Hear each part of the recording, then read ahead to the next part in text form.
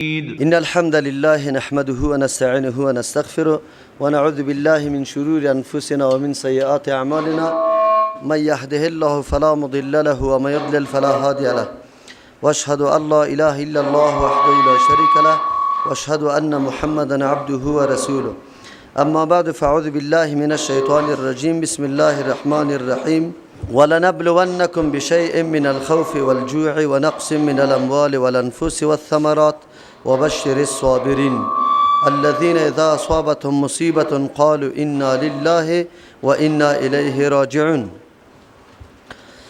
دایات قبلی الله تبارک و تعالی بیان صبر و شکر را که بندگان خدا مامور ساخته بود که یا از صبر و شکر کار بگیره.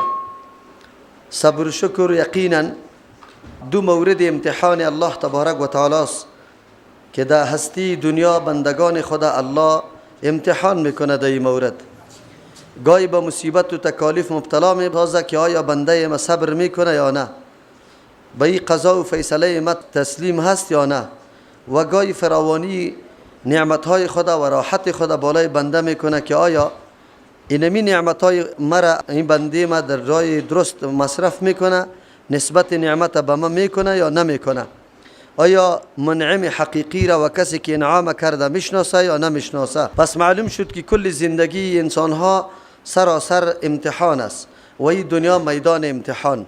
الله تبارک و تعالی در اینجا طریقه امتحان صبر بر ما بیان میکنه و الله تبارک و تعالی به کلمات تاکیدی بیان میکنه که خامخا لام برای تاکید است، نون برای تاکید است. الله تبارک و تعالی میگه انسان در دنیا محل راحت نیست، در این دنیا که تو آمده مورد امتحان الله تبارک و تعالی قرار میگیری. مواضعی که صبر انسان به او صبر میکنه چی است و باید در اونجا صبر بکنه. از او خاطر الله تبارک و تعالی موارد صبر در اینجا بیان میکنه، 5 چیز بیان میکنه. یم امور تشریعی شده میتونه و امور تکوینی شده میتونه. الله تبارک و تعالی امتحان میکنه. خو گپ در اینجا است که امتحان الله تبارک و تعالی چه قسم است؟ آیا امتحان انسان واریست؟ ما اگر کسی را امتحان میکنیم برای معلوم کردن قابلیت و اهلیتش یا بعضی امو قوت هایی که در وجود از اوست او نامعلوم میباشه، ما میخوایم معلوم بکنیم. اما امتحان الله تبارک و تعالی مثل امتحان انسان ها نیست، بلکه الله تبارک و تعالی توسط امتحانات بعض بندگان خدا میخواه استعدادهای درونی از او را بیرون کنه، به مردم واضح شود که شخصیت کدام شخصیت است. تنها موجود بودن یک قوت در درون وجود انسان استحقاق ثواب و عذاب نداره. اگر کسی در اونجا قوت گناه را داره و الله تبارک و تعالی او را در جهنم ببره، هر کس همی انتقاد اعتراض میکنه که یادم صحیح که در وجودش قوت گناه بود اما گناه را انجام نداده. اگر یک کسی مستحق جنت میشه و ما بگوییم که در درون ازی قوت طاعت و تقوا وجود داشت، مردم انتقاد میکنه که آدم خو در بیرون عمل تقوا را انجام نداده.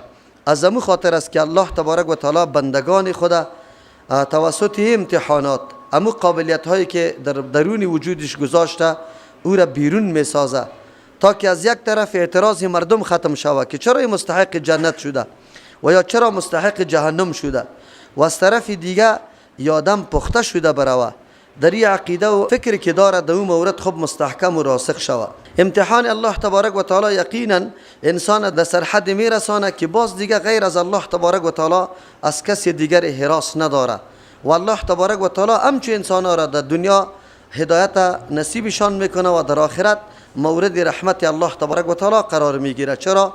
به خاطر که به فیصله الله تبارک و تعالی راضی شده. این امتحان الله تبارک و تعالی و بعد از اون نتیجه امتحان الله برای ما بیان میکنه به انسانها یک درس عظیم است.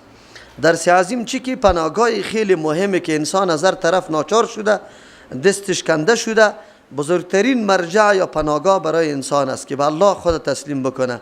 یقینا در دنیا هیچ کسی هم ادعا کرده نمیتونه که همه مطالب و مقاصد ما برآورده شده و ما هیچ نیازی به چیزی ندارم.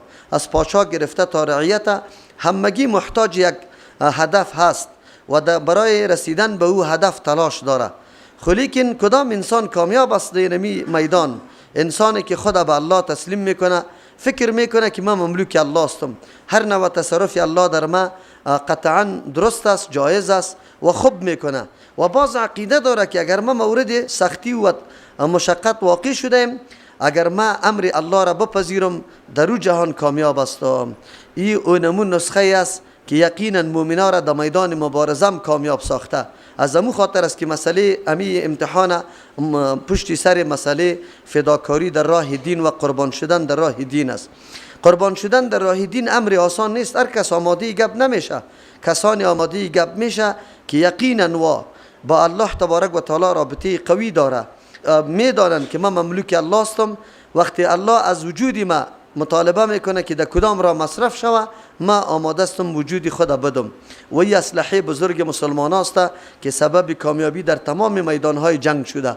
امروز اگر دنیا با پیشرفت های خیلی زیاد سریع خود دارای اسلحه های خیلی زیاد است، اما در مقابل اسلحه واقعی مسلمان توان مقاومت نداره. او کدام اسلحه است؟ مؤمن همیشه انگیزه طلب آخرت داره، به فداکاری جان خود، به قربان کردن جان خود امو هدف حاصل میکنه. از او خاطر در میدان مبارزه از مرگ هراس نداره. دنیای کفر هم امروز تلاش داره که همچه انگیزه‌ای که مسلمان ها داره و سبب کامیابیشان در میدان جهاد شده، برای افراد خود تلقین کنه، به این افراد خود، به لشکر خود امی گپ بفهمانه. شما میبینی در میدانهای جنگ و مبارزه مسلمان ها با وصفی که تعدادشان کم است، با وصفی که اسلحه و اسباب و وسایل ظاهریشان ناچیز است، اما بازم پیروز میشه. علت چیسته؟ در بین مسلمان ها و افراد جهادی همیشه انگیزی شهادت می باشه و نمیخوان که دیگه زندگی را ترجیح بده بالای امون نعمتایی که در آخرت الله برش مهیا کرده. و الله تبارک و تعالی در هیچ موقعی قدر اعزاز برای بنده خود قائل نشده مثل که در میدان جهاد قائل شده. چرا که الله تبارک و تعالی زندگی انسان هم میخره. الله خریدار است. یعنی کدام چیزی انسان که الله خریدارش باشه و او را به این طور یک قیمت میخره که او قیمت قطعا پرشدنی نیست، در جهان مثلش دیده نمیشه. یقینا او طور انسان دیگه یک لحظه آرام نمیشینه. مجاهدین الله تبارک و تعالی کوششایشانه، خونشانه، جانشانه، مالشانه، وقتشانه، قوت فکریشانه، استعدادا و قوتهایشانه الله میخره و در مقابل جنت میخره. از امو خاطر است که مؤمن یقینا بعد از شنیدن این آیات الله تبارک و تعالی دیگه تاب نداره که در دنیا زندگی بکنه.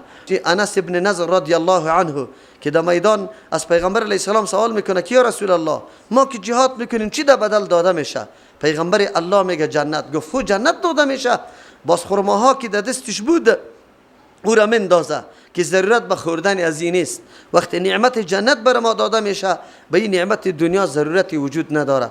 شما تاریخ اسلام مطالعه بکنید، بزرگترین اسلحه برای مسلمان انگیزه و عقیده قوی و راسخ است. این عقیده قوی است که هیچ اسلحه در مقابل از این کارگر نیست. دنیای کفر بعد از مطالعه دقیق، بعد از اینکه خیلی بررسی کردن میدانهای جنگ، درک کردن که اصل اسلحه‌ای که مسلمان داره کدام است. او فکر و انگیزی خیلی صاف و بی آلایش و پاک بوده، واقعی بوده و هم تلاش میکنه که افراد خود امی انگیزه بده. شما میبینی در جهان امروزی که مبارزه را یا شروع کردن، به افراد خود این عقیده را داده که ما علیه تروریسم یا تشریح میکنه هر کس که مردم وحشت زده میسازه، مردم خوف هراس افغانی میکنه، مردم در زندگی آرام نمیگذاره. یک انگیزه است که به افراد خود میده، وگرنه این مردم کی اینقدر توان مقاومت داره که از او سری دنیا بخیزه بیا در اینجا در کوههای تو جنگ بکنه. خب لیکن یا یک انگیزه برشان داده، اگرچه انگیزه از یا موقت است، وقتی که در میدان عملی جنگ داخل شوند خودشان درک میکنه که اینمو انگیزه خیالی بوده، حقیقت نداشته، یعنی واقعیت نداشته. از همون خاطر افراد جنگی این مردم بعد از آمدن در این وطن ما و شما باز یا دچار تردد و شک شدن. بسیار افراد ناتو آلی به امراض روحانی مبتلا شده، روانی مبتلا شده. علتش چیست؟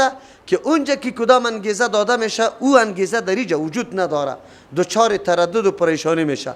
وقتی جنگ میبینه برای از یای طور وانمود میشه که محض رفتن شما سبب کامیابی است، ولی وقتی که در میدان جنگ داخل میشه متانت راسخ بودن مقابل میبینه حواس باخته میشه. از همون خاطر است که اکثر شما براتان قصه شده باشه که در هنگام جنگ یا یک نعره های هیبتناک و وحشت زده را بزنه. علتش است که یا در مقابل امو انگیزه و قوت نداره. ببینید نقطه خیلی مهم است که الله تبارک و تعالی در قرآن ذکر میکنه. چرا؟ مجاهد شهادت میخواه، او دیگه چیزا نمیخواه. او منظورش تسلط سری مردم نیست، منظورش این نیست که ما آرام باقی بمانم، منظورش این نیست که تمام مسائل مادی در زیر کنترل ما باشه. منظوری او است که یا شهید شوم و یا نظام الله در روی زمین حاکمیت پیدا بکنه. این منظورش است. قرآن کریم از او همیشه تعبیر به فی سبیل الله میکنه. در اینجا باز ما مسلمانان را الله یک انگیزه میده. دنیا یقینا خیلی سخت است، دشوار است، زندگی دنیوی بسیار مشکلات داره.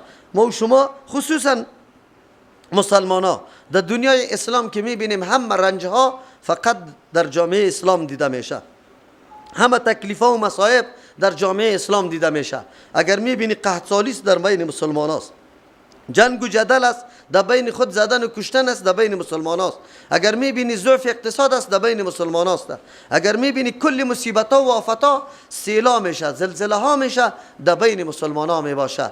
این گپا باعث میشه که نعوذ بالله انسان حواس باخته شوه و راه و مسیر خود ترک بکنه. لیکن الله بر ما این تلقین میکنه که دنیا محل زندگی تا نیست، هدف زندگی نیست که در دنیا ما آرام زندگی بکنیم. این دنیا یک پل است، یک پل عبور و مرور است که در جهان دیگه شما را میرسانه، یک واسطه و وسیله است. از او خاطر به سختی و براحتی این جهان اتکا نکنی، اعتماد نکنی، این زود گذر است. عواملی که انسان واقعا آشنا با نعمتهای آخرت میسازه بسیار عوامل است. یک عوامل همیسته که خود قرآن برای ما معرفی میکنه که صحنه امتحان است. ما برای از این نامدیم که آرام زندگی در دنیا بکنیم، در دنیا آرام زندگی نیست. از او خاطر الله به طریق تاکید ذکر میکنه ولنبلونکم، خامخا ما شما را آزمایش میکنیم بشیء، به یک چیزی ولو که خیلی کم باشه. چرا؟ به خاطر که این انسان الله تبارک و تعالی دمو درجه که الله خواسته دمو درجه برسانه. انسان توسط امتحانات خوب قوت پیدا بکنه، خوب آزموده شده شوه، کوره های آینگری را تیر بکنه، آلی فهمیده شوه که انسان واقعا مؤمن واقعی است، واقعا اخلاص داره، واقعا الله را شناخته، واقعا با دنیا فریفته نشده، عاشق دنیا نیست. یقینا انسان انسانی است که هم الله را شناخته، هم دنیا را، هم مسئولیت خود شناخته و هم حق الله را، و هم فریفته نعمتهای آخرت و جنت است. انسان الله امتحان میکنه. ما امروز روزه میگیریم، برای چی میگیریم؟ به این خاطر میگیریم که الله ما را آزمایش میکنه.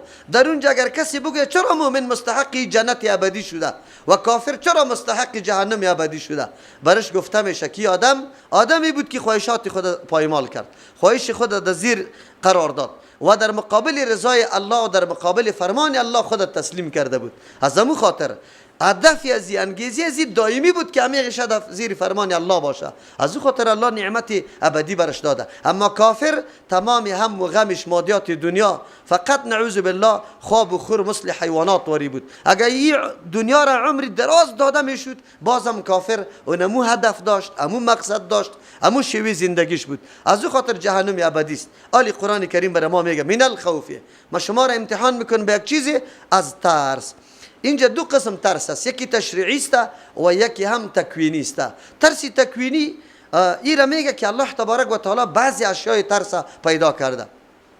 بعضی از اشیای ترس انسان الله تبارک و تعالی امتحان میکنه که آیا خیلی میترسه، از الله خیلی زیاد میترسه یا از چیزی دیگری خیلی زیاد میترسه. ما میبینیم امروز از یک قانون حکومت مردم چقدر هراس داره، تلاش میکنه خود آماده بکنه، لیکن آیا برای الله تبارک و تعالی همین قدر ترس از الله تبارک و تعالی داری؟ آمادگی برای ازو گرفته یا نه؟ ما میترسیم که پاسپورت ما در نام غلطی نباشه، قلم خورده نباشه. چرا؟ به خاطری که میترسیم از میدان هوایی رد میشیم، تکیت ما میسوزه، بلکه بندی میشیم. تلاش میکنیم قطعی خودی طور چیزی را نبریم که سبب گرفتاری ما شوه. حتی ادناترین نمی قدر چرس و هیروین قطعی خود برده نمیتونیم. چرا؟ یقین داریم که اگر ما اونجا گیر بیایم ما گرفتار میشیم، در زندان انداخته میشیم. از همون خاطر از امیالی تلاش میکنی خود بسیار صفا کنی، پاسپورت تا خوب جور بکنی، ویزا را درست بگیری، وقت و تاریخ برات معین باشه، به خاطر که در اونجا دوچار مشکل نشوی. ترسید از اونجا زیاد است. ولی اگر یک مؤمن بنده ترس از الله داشته باشه که بله پیش الله تبارک و تعالی رفته نیستم، الله قطعا محاسبه میکنه چقدر آمادگی داره که من پیش الله خود روان هستم، آیا اینطور کاری را انجام داده باشم که سبب رسوایی و شرمندگی خودم باشه. مشکل این همیجه است، عقیده جور شدن، ایمان راسخ پیدا کردن، این برای خود وقت کار داره. محض ما مسلمانای میراثی واری پدر و مادر مسلمان بود، ما مسلمان هستیم، این ایمان نمیگه. ایمان او را میگه که در قلب ما این عقیده خوب محکم شوه و اثراتش در زندگی ما دیده شوه. اثرات این نیست که تو تیاری میگیری، احتیاط میکنی، هیچگاه دست نعوذ بالله به معصیت نمیزنی. در جایی که الله در اونجا غضب میکنه، خفه میشه، در اونجا قدم نمیگذاری. اینی را میگه خوف تکوینی. خوف تشریعی چی را میگه؟ مثل که در جهاد هست، الله تبارک و تعالی ما را امتحان میکنه. یک طرف کافر را میبینیم با اسلحه خیلی پیشرفته، با نیروی خیلی مجهز و قوی، و یک طرف تو را الله مامور به جهاد میسازه. شما صحنه های جهاد پیغمبر علیه السلام ببینید، صحابه چه مقدار بودن. امروز اگر جهان جمع میشه سر یک مملکت کوچک برای چیستا نعوذ بالله گرفتن از وا، اینمی قسم دو زمانم مثل اینمی حکومت‌ها و دولت‌ها و لشکرها جمع شده بود. جنگ احزاب مطالعه کنید، پیغمبر علیه السلام با یک نیروی خیلی کوچک در مدینه منوره محاصره میشه. حتی ضرورت پیدا میکنه از مشاورین جنگی سابق مثل سلمان فارس رضی الله عنه واره از او مشوره بگیره. او مشوره خندق میده و حالات و ساعات را قرآن بیان میکنه که چطور یک روز خیلی وحشتناک بود. همین قسم دنیای کفر جمع شده بود، فکر میکردن ما دیگه مسلمانا را نمیگذاریم که نعوذ بالله دعوتشان در جهان روان شود، این مردم دیگه پیشرفت بکنه، ما امروز ختم میکنیم. اما ختم نشد، مسلمانا مقاومت کردن، ایمان راسخ داشتن، میفهمیدن بس دیگه ما در میدان الله تبارک و تعالی مبارزه میکنیم. هیچ نوع حراسه. در جنگ احد یک دفعه که مسلمانا شهید شده بود، ابو سفیان پس حرکت کرده بود، در یک موقعی رسید که عجیب گپ شد، ما واره تیار شکست داده، چرا این تا خانه هایشان نبردیم شه؟ از او خاطر اینجا جمع شدن، باز اراده کردن که برویم یا را تعقیب بکنیم. خب باز یا باز هم دل نتانستن، ترس در قلبشان بود. اما کسی را پول داد، او را وادار کرد که بره در مدینه تبلیغ کنه که نه لشکر کفار دوباره برگشته. وقتی که او تبلیغ در مدینه کرد، پیغمبرم آواز داد امو کسی که دیروز در جنگ بود امو کس باید قتل بروه، امو آدمی که زخمی زده است، امو صحابه جمع شده و حراس نداره و اینجا ترس نداره. اما منافقینی بودن که همیشه جانشان در خطر بود، تلاش میکردن چی بهانه های بکنیم، چه عذر تراشی های بکنیم که از صحنه و میدان جهاد خود دور بکنیم. عجیب گپ است. شما باور به الله بکنه، عالی هم امو امتحان وجود داره. امروز ما مردمی داریم که تلاش میکنه که ما مورد اصابت طعن مردم قرار نگیریم، زبان مردم قرار نگیریم. میدان مبارزه لط کوب زدن کندن غیره خو بگذار، دیگه هیچ آمده نیست.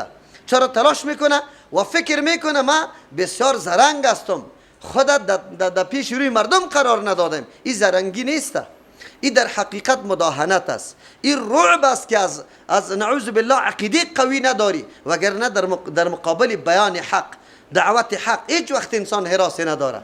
اگر مورد تیر قرار میگیری، بم قرار میگیری، هر چی قرار میگیری. بدبختا بزدلا بیگاه در پشت اتاق ما در کلکین بمی دستی را انداخت. الحمدلله او در کلکین نآمد ولی سبب هلاکت بسیار کسا شاید میشد، لیکن امو هدفشان یا امو نعوذ بالله ارادی شو میشانه الله از بین برد. سعی کنی در مسجدی که از صبح تا بگار الحمدلله قرآن تدریس میشه، در اونجا یا حلقه حفظ است که دوره قرآن میشه، یا درس قرآن است، صبح درس قرآن است، دیگر تا شام درس قرآن است، اون خفتن اونجا ختم قرآن است. انشالله نظیرش در کابل نخواد موجود باشه. امروز دشمنای دین دشمنی با همون مرکز اسلام داره. شما ببینید آیا ما خود نمایان نکنیم؟ اگر ما پشت حق نگردیم میفهمیم، به الله قسم این گپا را ما میفهمیم که ما تهدید به مرگ میشیم. تهدید نه، ما قطعا به این گپ گرفتار میشیم. روزی فرا میرسه که ما را میکشه، لیکن ما ایرا یقین داریم که کشتن خوب است. اگر در ایرا کشته شیم از اینکه افتخار بزرگ کجاست؟ به خاطر اشاعت دین، به خاطر فهم مردم که دین این امیره میگه. دین عبارت از مزخرفات نیست. ای کاش که علمای ما درک بکنه کدام زندگی را شما میخواهی، کدام زندگی را. آیا الله را فریب داده میتونیم؟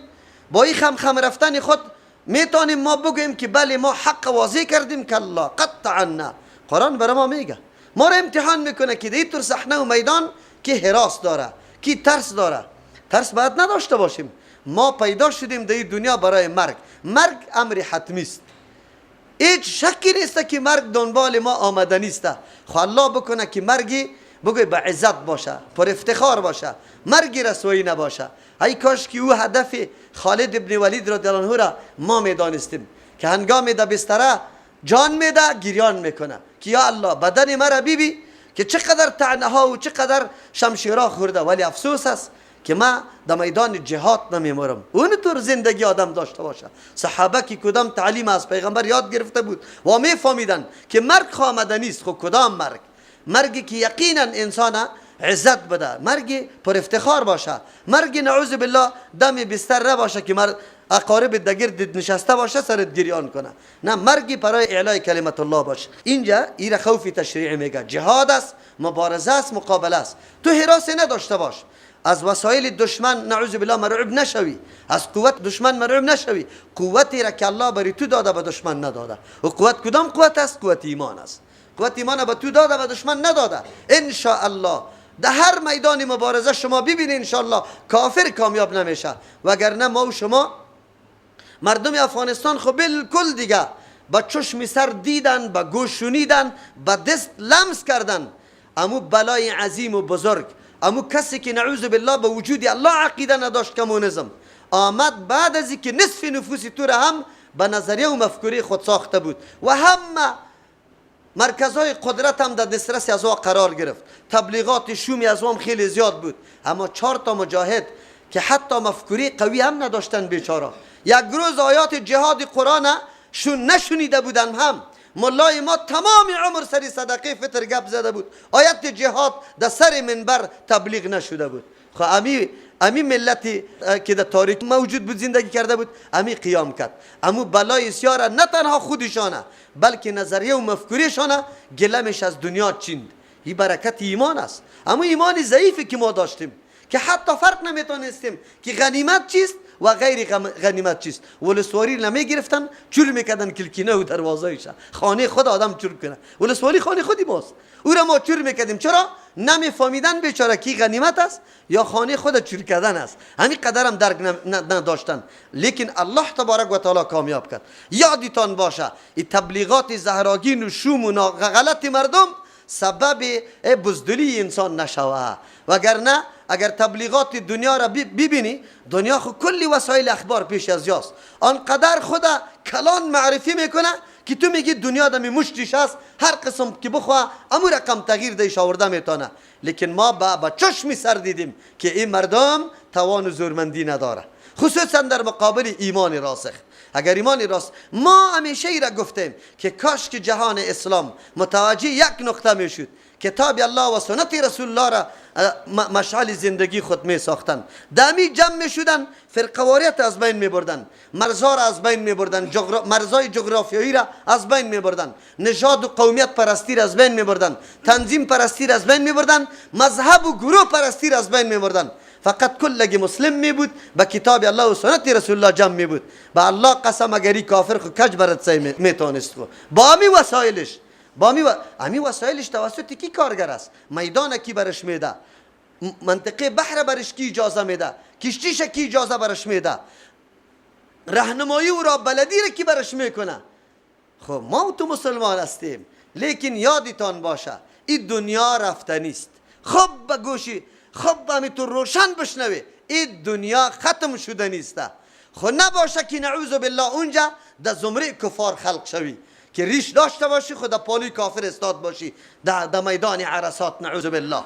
خب یادتان باشه دعوای اسلام کردی، قرآنی کتاب الله را میخوندی، اما اونجا در لشکر کافر استاد شوی، نعوذ بالله. او مسلمان، به الله قسم، نه پاچایی میمانه، نه وزارت، نه دنیا میمانه، نه نعمتا، کلش رفته نیست، یک روز میبری. خب مرگ پر افتخار باشه. الله ما را امتحان میکنه، این صحنه امتحان است. سری انسان میگذره، خوب بگذره، به عزت بگذره، به عفت بگذره، به غیرت بگذره. بابا و اجداد امام تلخانه میخورد، نه بیلدینگ داشت، نه لکسس داشت، نه کدام موترهای خیلی مدل بالا داشت.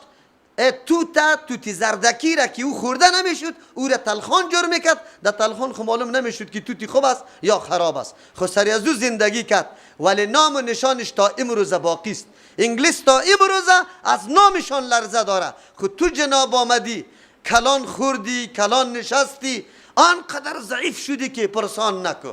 حالی دیگه تابع باش، هر فرمانی که او میده امو فرمان اجرا کو. به الله قسم شایان مسلمان خود قطعا نیست و شایان افغان هم نیست. اگر چه همی کلمه را که من در زبان کلمه افغان میگم قطعا مناسب نیست. ما گاهی هم نسبت به قومیت قطعا ندیم. قومیت معتبر نیست، اسلام معتبر است.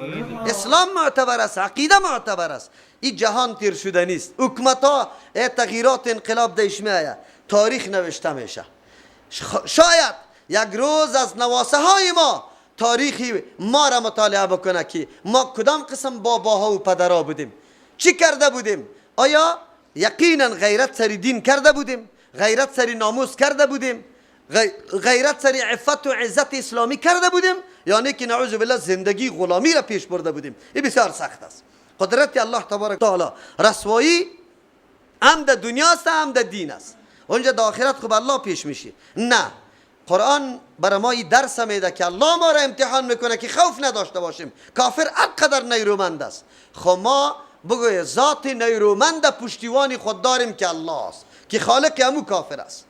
ان الله علی کل شیء قدیر، سری کل چیزا کی قدرت داره؟ الله قدرت داره. الله که بخواه در یک لمحه کلشان هلاک میسازه او میتونه، به شرطی که من مؤمن واقعی شم، یقینا ما اهداف اسلام خود پیش ببرم، حتما الله تبارک و تعالی مرا امداد میکنه. والجوع، دوم چیزی که مورد امتحان الله قرار میده گرسنگی است. یام دو قسم است، یکی تکوینی است و یکی هم تشریعی است. تکوینی چی را میگه؟ ناگهان مال ملک جایداد دست بین میره، سیل میایه، یک درخت و یک زراعتت باقی نمیمانه، نه هیچ چیز در خانه باقی نمیمانه. الله امتحانت میکنه، چی میکنی؟ کدام را در پیش میگیری؟ امروز هم همینطور حالت سری بعضی مردم های آمده. آیا به بانک سودی مراجعه میکنی؟ آیا نعوذ بالله دختری تا در دفتر خارجی روان میکنی؟ به خاطری که من تکلیف اقتصادی برام پیش شده. الله اینمی تکلیف برات پیش میکنه، تو را امتحان میکنه که تو از کدام راه زندگی تا پیش میبری، پشت حلال میگردی یا پشت حرام. برای تو بالکل این امتحان الله است. تو نیست کلگی راحت داشته باشه، هر چیزش مهیا باشه. ما این دنیا را میدان عبور امتحان الله قرار دادیم. من اینا میبینم که آیا دختری خود همشیری خود روان کنم برای من مناسب است؟ چه قسم است؟ اینجاست که امتحان الله متعلق شده. امروز بسیار امتحان است. مردم ها زنگ میزنه خیرت است، والا مولی سمخو از بانک قرض میگه، چرا؟ مجبور هستم. چقدر مجبور هستی؟ 3 خانه را در کابل داره، در کرا میده، خودش دلاک سویلی زندگی میکنه. والا مجبور هستم. مجبور نیستی بیادرم. ای اویلی تا در کرا بوده، یک لگ افغانی دمایی، برو یک اویلی 50,000 را بگی برای کرای خود، اونجا زندگی تا در خامه تیر کو، در دیوالای خامه. زندگی خود را نیست که دمی پخته و همین طور چیزا باشه. 95,000 افغانی کفایت نفقه تا بکو. هر کس همین طور راه ها داره. مردم ضرورت چی را میگه؟ با مجردی که بیگاه گوشتش نرسید میگه والا ما ضرورت دارم. نه، این ضرورت نیست، ضرورت باید بشناسیم. ضرورت این را میگه که تو دیگه پای دراز میشه، چیزی پیدا نمیشه که سد رمق بکنی، نفس خود دیگه نگاه بکنی. امروز مردما ابلیس لعین عجیب بهانه ها را ضرورت داریم. چی رقم ضرورت داریم؟ زندگی خیلی مرفه که بادیگاردا باشه و بیلدینگا باشه، ای را نداریم. از این خاطر دست به بانکا زدیم، از این خاطر دختری خود روان کردیم در مؤسسه خارجی که خب اونجا از اونجا دلار بیاره که من زندگی بکنم. او مومن، خب بیبی تو را به الله قسم وجدانت برای تو اجازه میده که تو نفست راحت باشه؟ مرد هستی، و دختری خود دفتر خارجی به بی‌عزتی روان میکنی. راستی تا بگو، تو خود باز مرد میگی؟ به الله قسم اگر خود مرد باشی، مردی طور نیسته. تو باید تکلیف بکشی، رنج بکشی، اولادت به عزت باشه. اولادت به چی باشه؟ به عزت باشه، به عفت باشه. قرآن نمی درسا را برای ما میده. اینی جوع تکوینی است، اینی فقر فاقگی سرتان آمده نیست. خو الله امتحانتان میکنه که کدام طرف روان هستی، با کدام طرف دست میپرتی و چی میکنی. این را میگه جوع تکوینی. جوع تشریعی چی را میگه؟ این ما را الله امتحان میکنه که از صبح وقتی فجر طلوع میکنه، باز دیگه تو حق نداری گلاس آب بخوری، باز تو حق نداری چیزی را دهنت بجوی و قرد بکنی. نه، تا که غروب آفتاب نشده 16 ساعت تو روزه میگیری. 16 ساعت دمی گرمی، دمی روزای طولانی، دمی کار و مشقت و تکلیف. الله تو را امتحان میکنه. این امتحان است. از امو خاطر است که دمی تو روزی که هیچ کس قطعت نیست، در خانه، در اتاق، در باغ، هیچ کس تو را نمیبینی، اما تو دست نمیزنی که چیزی را بخوری. پیغمبر صلی الله علیه وسلم چی میگه؟ که الله تبارک و تعالی میفرمه هر عمل نیکی بنی آدم در مقابلش 10 نیکی داده میشه، یا چیست نه از او کده بالا، الا الصوم، جز از روزه. چرا؟ الصوم لی و انا اجزی به، روزه برای ماست و من پاداش میدم. او پاداش الله چقدر است؟ انسان در تصور خود گنجانیده نمیتونه. چرا؟ به خاطر که تو امتحان خیلی صحیح و سالم برش دادی. در عین اتاق که کسی نمیدید چیزی را نخوردی، چیزی را ننوشیدی، کاری را مرتکب نشدی که خلاف فرمان کی باشه؟ الله. این امتحان است. اما میبینیم یک تعداد مردم نعوذ بالله بهانه های گوناگون داره. یکیش میگه زخم معده دارم، دیگهش میگه من مرض شکر دارم، بسیار تشنه میشم، نمیتونم. اگر در دکانت اونجا میری مرض شکر نداری، از صبح که در سودا گیرستی آخر در 3 بجه نان میخوری، الا دا یادید اگر بیا این تو روزم میشه که شام میشه نان چاشتم نخورده باشی. چرا؟ به خاطر که مشتری ها خیلی زیاد است. حالا کی را سودا بده، کی را بده، دادید نمیه. باز اونجا نه سرطان هستی، نه مرض شکر هستی، نه دایادید امی طعم میه. خو امروز تو بهانه میکنی، از مفتیا فتوا میگیری. مفتی مجبور است مطابق گفته تو برش میگی که من بسیار سختی سرم میاد. سختی که سرت میاد برات جایز است. الله تبارک و تعالی کسی که مریض باشه و در او حالت برسه که ضعف میکنه، الله برش جایز کرده. بعد فتوا دادن مفتی برای تو جایز نمیشه اگر حقیقت اموتور نباشه. فتوای مفتی برای تو ایره روا نمیسازه.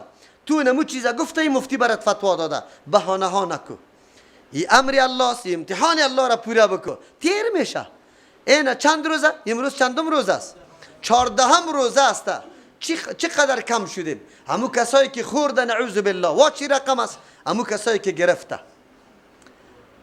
بیگاه که کدام افطار تو میکنی راستی تبگی لذت دیگه میابی. باز اون یکی ملاقات با اللهت میکنی، او لذت تو میابی. او روزه خور تو باز چی میکنی با الله متعال خود؟ چی بهانه را برش پیش میکنی؟ امتحان الله است. و نقص من الاموال والانفس والثمرات. 3م قسم امتحان نقص مال است، نقص نفس است، نقص میوه هاست. نقص مال یوم 2 قسم است. الله تبارک و تعالی مال آدم ناقص می. تجارت میکنی کل سال زحمتم کشیدی، آخر نرخ پایین آمد، نه تنها که فایده کردی اصل سرمایه تام رفت. انسانی که عقیده به الله نداره سخت مایوس است، دست تو پاچه میشه که رفتم تباه شدم. اما کسی که به الله اعتماد داره میگه نه، امتحان الله بود. الله دینمی امتحان میکنه که مالی چی بکنم. نعوذ بالله آلی تلاش میکنه که قسم بخوره، دروغ بگویه، چیسته عیباره پرت بکنه، فریب بده مردمه. در دکان خود بازی داده. چرا؟ تاوان کده مزیاد، خیلی زیاد تاوان کده. آلی از این ناحیه ما ای را پوره میکنم. امتحان الله است. سرت آمده بود، هر روز که تو فایده میکردی ای را دیاد داوردی. این انقلاب است، تغییر است. او الله این کار به خاطر میکنه که تو انسان بگه که انسان تو مختار نیستی. در این دنیا انقلابات و تغییرات در پیش کیست؟ الله. اگر تو را عزت میده، اگر تو را ذلت میده، خدا به الله تسلیم کو. امو جاده مستقیمی که الله برات تعیین کرده، ولو در هر بخش است، در بخش معاملات هم الله برات تعیین کرده. چه قسم معامله بکو؟ دروغ بگو، قسم بخو، فریب بدی کسی که دیگه هم فریب میخوره، یعنی که از انصاف کار میگیری، یا قطع مردم معامله خیلی نیک میکنی، کدام رقم میکنی؟ امتحان الله است. نقصان اموال به اعتبار تشریع. الله بری تو فرمان داده زکات بده. با اولی دست خود پیدا میکنی گرمی را کشیده رستا بگاره عرقاس پیشید رفته. خب الله برات میگه وقتی مالت به نصاب رسید سالم سرش تیر شد آلی از 40 روپه 1 روپه بده اگر نصاب تکمیل باشه. از 40 حصه 1 حصه را بده. زکات کلش 40 حصه است. دیگه اینجا مورد امتحان الله قرار میگیری که میدی یا نمیدی. اگر ابلیس لعین برات آمد که خو زحمت ما کشیدیم آلی مفتی کده به آدم بدم چرا بدم عرق ریزی ما کردیم خو نه مورد امتحان الله تبارک و تعالی قرار گرفت. بس تو امتحان میکنه که آیا چطور است محبتت با الله زیاد است یا با مال زیاد است. کدامش محبت داری؟ آیا با دادن از 40 روپه 1 روپه تا 39 روپه انسان میشه غریب شود؟ نه. ولی چقدر امو خشونتی که از فقیر برات پیدا شد از بین رفت. فضای صمیمیت برقرار شد. امی 1 روپه مال دیگه تا پاک میسازه. امی 1 روپه مال دیگه تا نمو برکت میده. الله دیگه مالی تا بیجای قطعا مصرف نمیکنه. تو بدانی فلسفه زکات چیسته؟ فواید اجتماعی از این چقدر است؟ فواید روحی از این چقدر است؟ انسان وقتی از مال خود میده محبت مادیات از قلب دور میشه. محبت الله سری تو غالب میشه. تو باید بدانی این امتحان است. والانفس امتحان نقصان در نفس میه. نقصان در نفس یکی تکوینی است. انسان مریض میشه. اینقدر تکلیف میبینی که پرسان نکن. مریض میشه. چرا امتحان میکنه الله تعالی که تو مریض میشی؟ یک دفعه بدانی که وجودی ما است در اختیار کیست. این نظمی که در وجودی ما روان است که هر روز ما تندرست و صحت میرفتم صرف محض با یک تغییر در بعضی از اعضای ما چقدر این نفس کلی امی بدن وجودم ناقرار شده و دردمند شده تکلیف میبینه به خاطری که یک شبکه چی میشه؟ درست کار نمیکنه. یک شبکه وجود انسان اگر یک شبکه درست کار نمیکنه کلی بدن مریض است. احساس درد میکنی. احساس درد میکنی. یک شبکه مریض شده. معلوم شد برای تو که وجود ما یک دم ارتباط خیلی قوی و محکم یکی با دیگه داره. خیلی زیاد ارتباط داره. باید کل شبکه ها سالم باشه. کل شبکه ها. اگر کل شبکه ها سالم نباشه وجود تندرست نیست. اینمی احساس تو در بیرون بکو که افراد انسانی حیثیت اعضای یک وجود است. باید کلی اعضا سالم باشه. تو نشوه که ما 10 خانه داشته باشم و آدم دیگه غریب که یک خانه داره اورم نعوذ بالله دعوا کنم ورقه پیش کنم از محکمه چرا قاضی را میشناسم بگوه چیسته سرنوالا میشناسم کلگی را میشناسم او از دو بگیرم امی خانگه کشام بگیرم. تو را خوش میده که بلدنگ داشته باشی. یک آدمی غریبه خانه گلیش خوشش نمیاد. برای تو بلدنگ معتبر است برای از خانه گلی معتبر نیست. امروز ببینه جهان چرا در بدر است. چرا نزاع و کشمکش پیدا میشه؟ به خاطری است که خود انسانی احساس نداره که من راحت باشم دیگران باید راحت باشه. اصلا من وقتی راحت میشم که دیگران راحت باشه. اگر دیگر راحت نباشه چطور بکنم؟ یک همسایه مریض است فریاد و ناله میکنه من برش نزدیک هستم از دست از خون نمیرم. چرا که من به تکلیف هستم. من به تکلیف هستم. امروز ما و شما راستی تا نبگه این واقعیت است. دمی کپرکا که امی سوالگرا یا در دروازه مساجد چیست است سوالگرا استاد است چقدر رنج میبره چقدر به تکلیف هستی. در عین مردم تو را رسوا میکنه به نام الله از پیشت کش کده آخر تو خجالت میکشی. چرا اینطور باشه؟ من مالی زیاد دارم برای ازی میدم هیچ وقت از نماز میرم فکرم به الله تبارک و تعالی است هیچ امی سوالگرا داده میرویم نمیه لیکن نارام میشه استراب پیدا میشه. الله امتحان میکنه ما را در نفسم مریض میشیم امی حالت ناگوار بر ما میاد آلی صبر میکنیم یا نه میگیم که وجود ای صحت الله داده. آیا میتونم من صحت پس کمایی بکنم؟ امی صحت در این مرضا بسیار امتحانات الله است. تمام روز تلاش داری دکتر صاحب خوب دکتر را پیدا کنی. امروز علاج افغانی های ما هیچ در شفاخانه کابل نمیره. اما غریب ترین ما در پشاور میره. در کجا میره؟ وگرنه آلمان و هندوستان کسایی که زیاد چی داره فخر میکنه که من در آلمان رفتم تداوی کردم. به الله قسم که صحت الله برات نده. در آلمان هم بری تداوی نمیشی.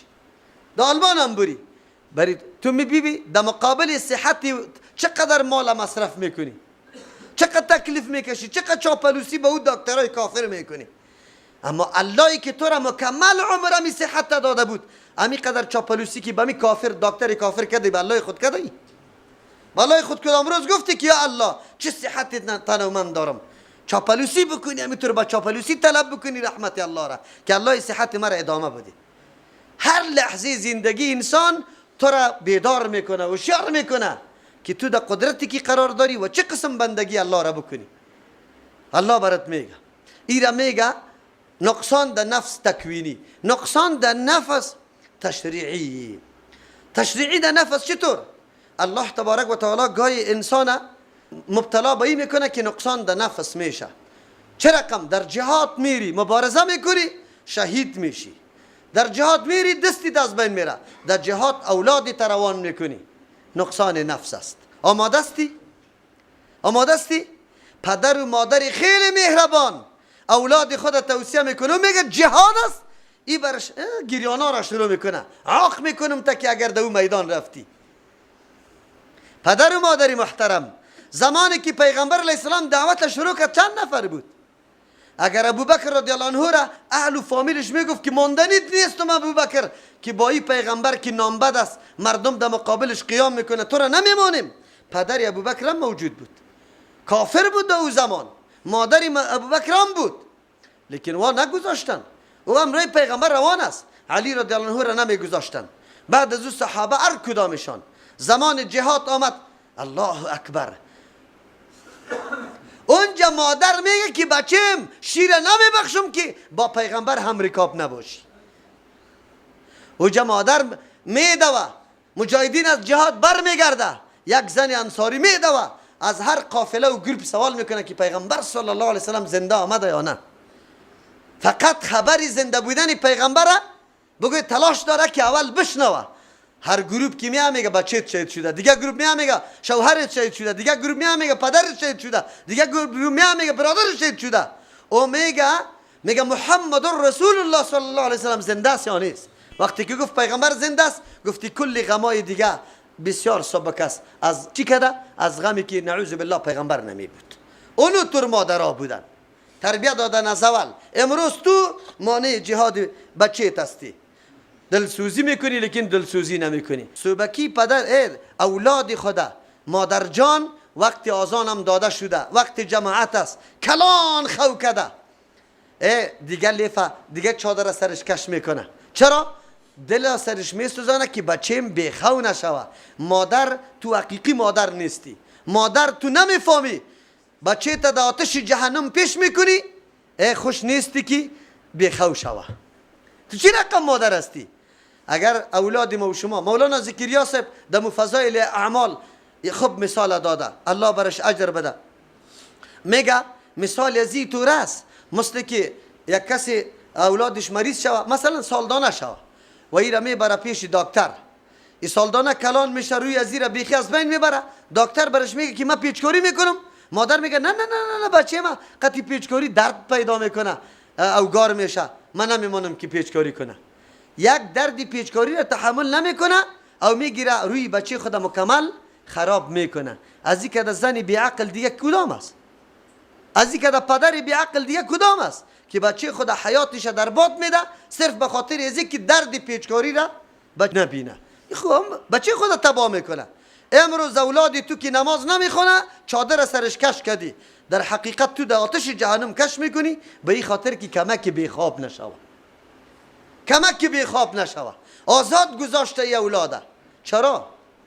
الله امتحان میکنه تا نقص نفس است، اولاد برات داده، در راه الله تبارک و تعالی مبارزه کنه یا نه؟ امی عقیده در تو افغانی عقیده توسط چی رسیده بود؟ تو امروز به نام شهدای صالحین که در اونجا قدم میمانی، مردم اونجا میره که حاجتای ما پوره شوه، مشکلات ما حل شوه. این غلط عقیده است. تو در اونجا برو یک دفعه استاد شو که اینجا قدم صحابی که از عربستان حرکت کرده بود اینجا آمده بود، خونی خدا اینجا ریختانده به خاطری که دین حق بر ما رسانده. و پدر و مادر داشتن یا نه؟ اگر تو واری پدر و مادر امو بچه خود در عربستان از عربستان نمیمان که بیرون بره، امروز تو نصیبت امی عقیده حق میشد؟ کلا نمیشود. ببین که الله امتحان میکنه. مردمای سرمایه‌دار در دوران جهاد پول بده وزی بگی، پول بده عوضی بگی الله اکبر. پول بده که بچه از بین نروه. بچه برای چیست؟ مال به درد انسان برای چیست و اولاد برای انسان برای چی است؟ هر چیزی که به انسان الله داده برای چی است؟ برای کدام افتخار است؟ چی به درد میخوره؟ الله اکبر. الله برای انسان امو چی را بده؟ امو ماله و امو اولاده که مکمل عمرشان در خدمت دین تیر شوه، شهید شوه مرده بره. الحمدلله ما در دوران صحابه کرام هم همچون مردم داشتیم، در دوران شوروی هم همینطور مردم داشتیم، امروز هم همینطور مادرها را ما داریم، بالکل داریم. اینطور مادر ما خبر دارم که بچه خدا گفته بچم روی من نخوره تا وقتی که جهاد وجود داره، روید بعد بر روی من نخوره. اگر بچه مستی ما شیر برات دادم او با واقعیت شیر برات دادم، شیر اسلامی برات دادم. گفت من نمیخوایم. ادناترین ظلم سر برادر مسلمان نمیخوایم که در دیگه جای صورت بگیره. اونو را مردم میگه ای امتحان است. امروز ببینه مردم آنه بانه میکنه. با الله قسم الله خو از راز دل ما خبر داره که تو نیتی گفتن چطور است. با خاطر چی سوال میکنی؟ بسیار مردم از سوال میکنه. اینطور سوالای میکنه که آدم از زندان میبره. برادر الله خو از قلبت خبر داره. چرا سوال میکنی؟ چرا این گپا میزنی؟ به کتاب الله تبارک و تعالی واقعیت‌ها را بیان میکنه. ما واقعیت‌ها را بیان میکنیم. بعد بیان کنیم که دین چی است. الله چرا ما را امتحان میکنه؟ خب برای چی امتحان میکنه؟ این را میگه نقصان نفسا و ثمرات. امتحان در ثمرات میکنه. تولیدات ثمرات دو ترجمه داره. امام شافعی رحمت الله علیه میگه مراد ثمرات اولاد است. گویا الله انسان امتحان با گرفتن اولادش میکنه. یا هیچ اولاد نمیده یا میده خب پس الله او را وفات میکنه میگیره. جگر گوشت است. ثمره انسان چیش؟ اولادش است. او را میگیره. تو را امتحان میکنه که امی آلیا وا ویلا و فریاد میندازی یا کدام چیزی دیگر را انجام میدی. مادرای ما و شما بیچاره نه قرآن شنیده، نه در جمعه حاضر شده، یک تقریر نه تو کدام تقریر کستی درسته برش برده به مادرت گذاشتی که یک کمی فکر گرفته باشه. با مجرد که طور حادثه مرگ دیش بیایه باز دیگه مویاره بکن، چادر او طرف بنداز، گریبان بکن، نعوذ بالله. میگه او الله یک دشمنیت قتم است. میگه نمیگه؟ میگه او الله دشمنیت قتم است. الله دشمنی با کسی داره؟ الله که دشمنی میداشت تو را چرا پیدا میکرد؟ الله خو رحمان و رحیم است. ببینه این کلمات کفر است. والله خداییت چپه شو نعوذ بالله. ببینه این نسبت را میکنه. خودتان شاهد همین صحنه هاسته. او پدرها در روز قیامت به الله جواب میگه که مادر چرا اینطور کلمات خلاف شرع گفته؟ این دختر چرا کلمات خلاف شرع گفته؟ به خاطری که تو در دین نبردیشه، در ترجمه قرآن اجازه ندادیشه، کست دین به سرش نشنواندی، خودت برات مسائل دین بیان نکردی. امروز ادناترین مصیبتی که سری زن آمده از جاده حق بیرون شده نعوذ بالله، با الله تبارک و تعالی مقابله و مبارزه داره. عاملش کیست؟ دوستی. عاملش دوستی که نگذاشتی که دختر دین یاد میگرفت، قرآن میشونید. کسی که قرآن بشنوه او میفهمه که اولاد ملکت کیست، ما ملکت کیستم، کی میده و کی میگیره. الله اکبر. نواسی پیغمبر علیه السلام در حالت جان کندن است. کسی را روان میکنه دختری پیغمبر علیه السلام در پیش پیغمبر که برو بابای ازیر خبر کو که طفل در حالت جان کندن است. پیغمبر نمیه، فقط برش میگه به اون نفری قاصد میگه برو برش بگو که لله چیست ما اعطا و لله ما اخذه و کل عنده باجل مسمى. برو برش بگو که هر چیزی خاص در اختیار الله سان چیزی که داده و خاص در اختیار الله چیزی را که میگیره و هر کس به نزد الله به یک تاریخی چی است مقرر است. فلتصبر ولتحتسب.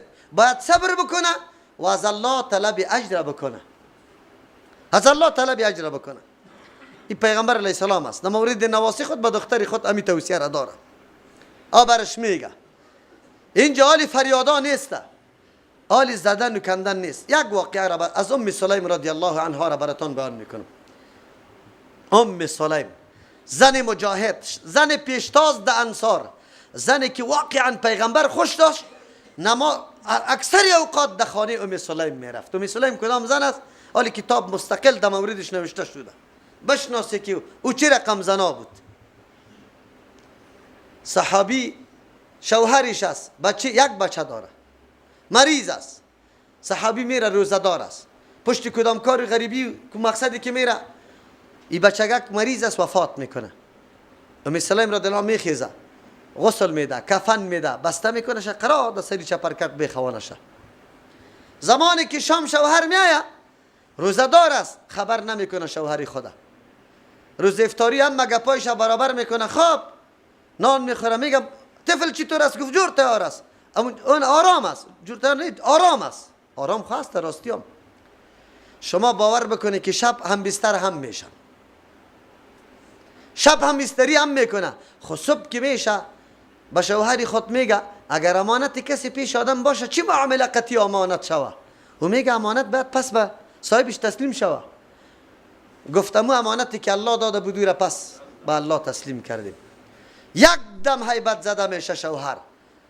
چرا هیبت زده میشه؟ که عجیب گپ است، ما شب هم بستری هم کردیم، طفل وفات کرده، زود زود پیش پیغمبر علیه السلام میره، واقعا را برش میگه که یا رسول الله زنم سرم اینی طور کار کرده، مرا آگاه نکرده و این طور حالتام آمده. پیغمبر صلی الله علیه و سلم همونجا بشارت داد، گفت به خاطر صبری که زنت کرده الله تبارک و تعالی شاید براتان اولادی نصیب بکنه که همه اولادش حفاظ قرآن باشه، جسته مفسرین قرآن باشه. صحابی دیگه میگه که از اینمی هم بستری فرزند پیدا شد به می صحابی که عبدالله نام داشت و او عبدالله 7 فرزند داشت، هر 7ش مفسر قرآن بود. امروز هم همونطور زنا پیدا میشه، بالکل پیدا میشه. صبر است. اگر کسی قرآن شنیده باشه، قرآن تاثیر داره، او میدانه که من کیستم و اولادم کیست و برای کیسته. باور بکنی اگر گریبان خود پاره بکنه یا بدگویی بکنه یا آوازش بیرون کسی بشنوه، لیکن وقتی که ادناترین مصیبت و غم الله دور داشته باشه در خانه ما و تو شوه، باز زنای ما و شما بیخی بیال میشه. باز نه سطر است، نه آواز سطر است، باز چیغ است، فریاد است، باز زدن است، کندن است، حتی بعضی خود از بام مندازه. چرا؟ آلی تو برای چی آمده در دنیا؟ کی تو را آورده؟ این ملکت از کیسته؟ بیا از ام سلیم درس بگی. اگر ما و شما بگیم امروز تو زنا پیدا نمیشه، بالکل پیدا میشه. نماز جمعه را خواندم، یک جای برای قریه ما در یک روز 30 نفر جوانا شهید شد در دوران حفیظ لعین توسط امی کمونستای وطن، امی ملحدین. 30 نفر جوان بیگناه اینمی طور استاده شدن و زده شدن. ما 30 نفر در یک باغ گور کردیم، 8 نفر مردا بودیم، دیگه زناقت ما بود که قبر کندیم. کس برای جنازه پیدا نمیشد. حالتی وحشتناک تیر شده. این وطن کم مصیبت ها را ندیده. نمیدانستیم در پالوی شهیدا یک سفر جور کرده بودیم که هر سال نو، هر روز اول حمل، نظر به نادانی و جهالتی که داشتیم مراسم میگرفتیم. بیرقا تازه میشد، پیسه از مردم جمع میشد، گوالال میشد و اینجا روز اولی چی را؟ حمل جشن میگرفتیم، مثل جنده بالای سخی واره. در هر جای که زیارت است در روز اولی حمل در افغانستان جشن برش گرفته میشه. اصلا این عقیده و این مفکوره و این دین و منهج مجوسیا و آتش پرستاست. ما دعوای اسلام داریم، اما در عمل یقین به الله تبارک و تعالی بکنیم. عمل ما، عمل اسلام کمتر پیدا شود، دیگه مکمل معنعنات است. و ما را تقویت هم داده میشود از طرف دیگر. من درس نخوانده بودم، در او زمان خرد بودم تقریبا. اینی حالات بود، بیرقا نوشته میشد، خودم بیرقا را نوشته کردم الله برام معافی کنه، کلمات آیات قرآن نوشته میکردم، دوخته میشد، بیرق جور میشد که براتون گفتم در دادیم.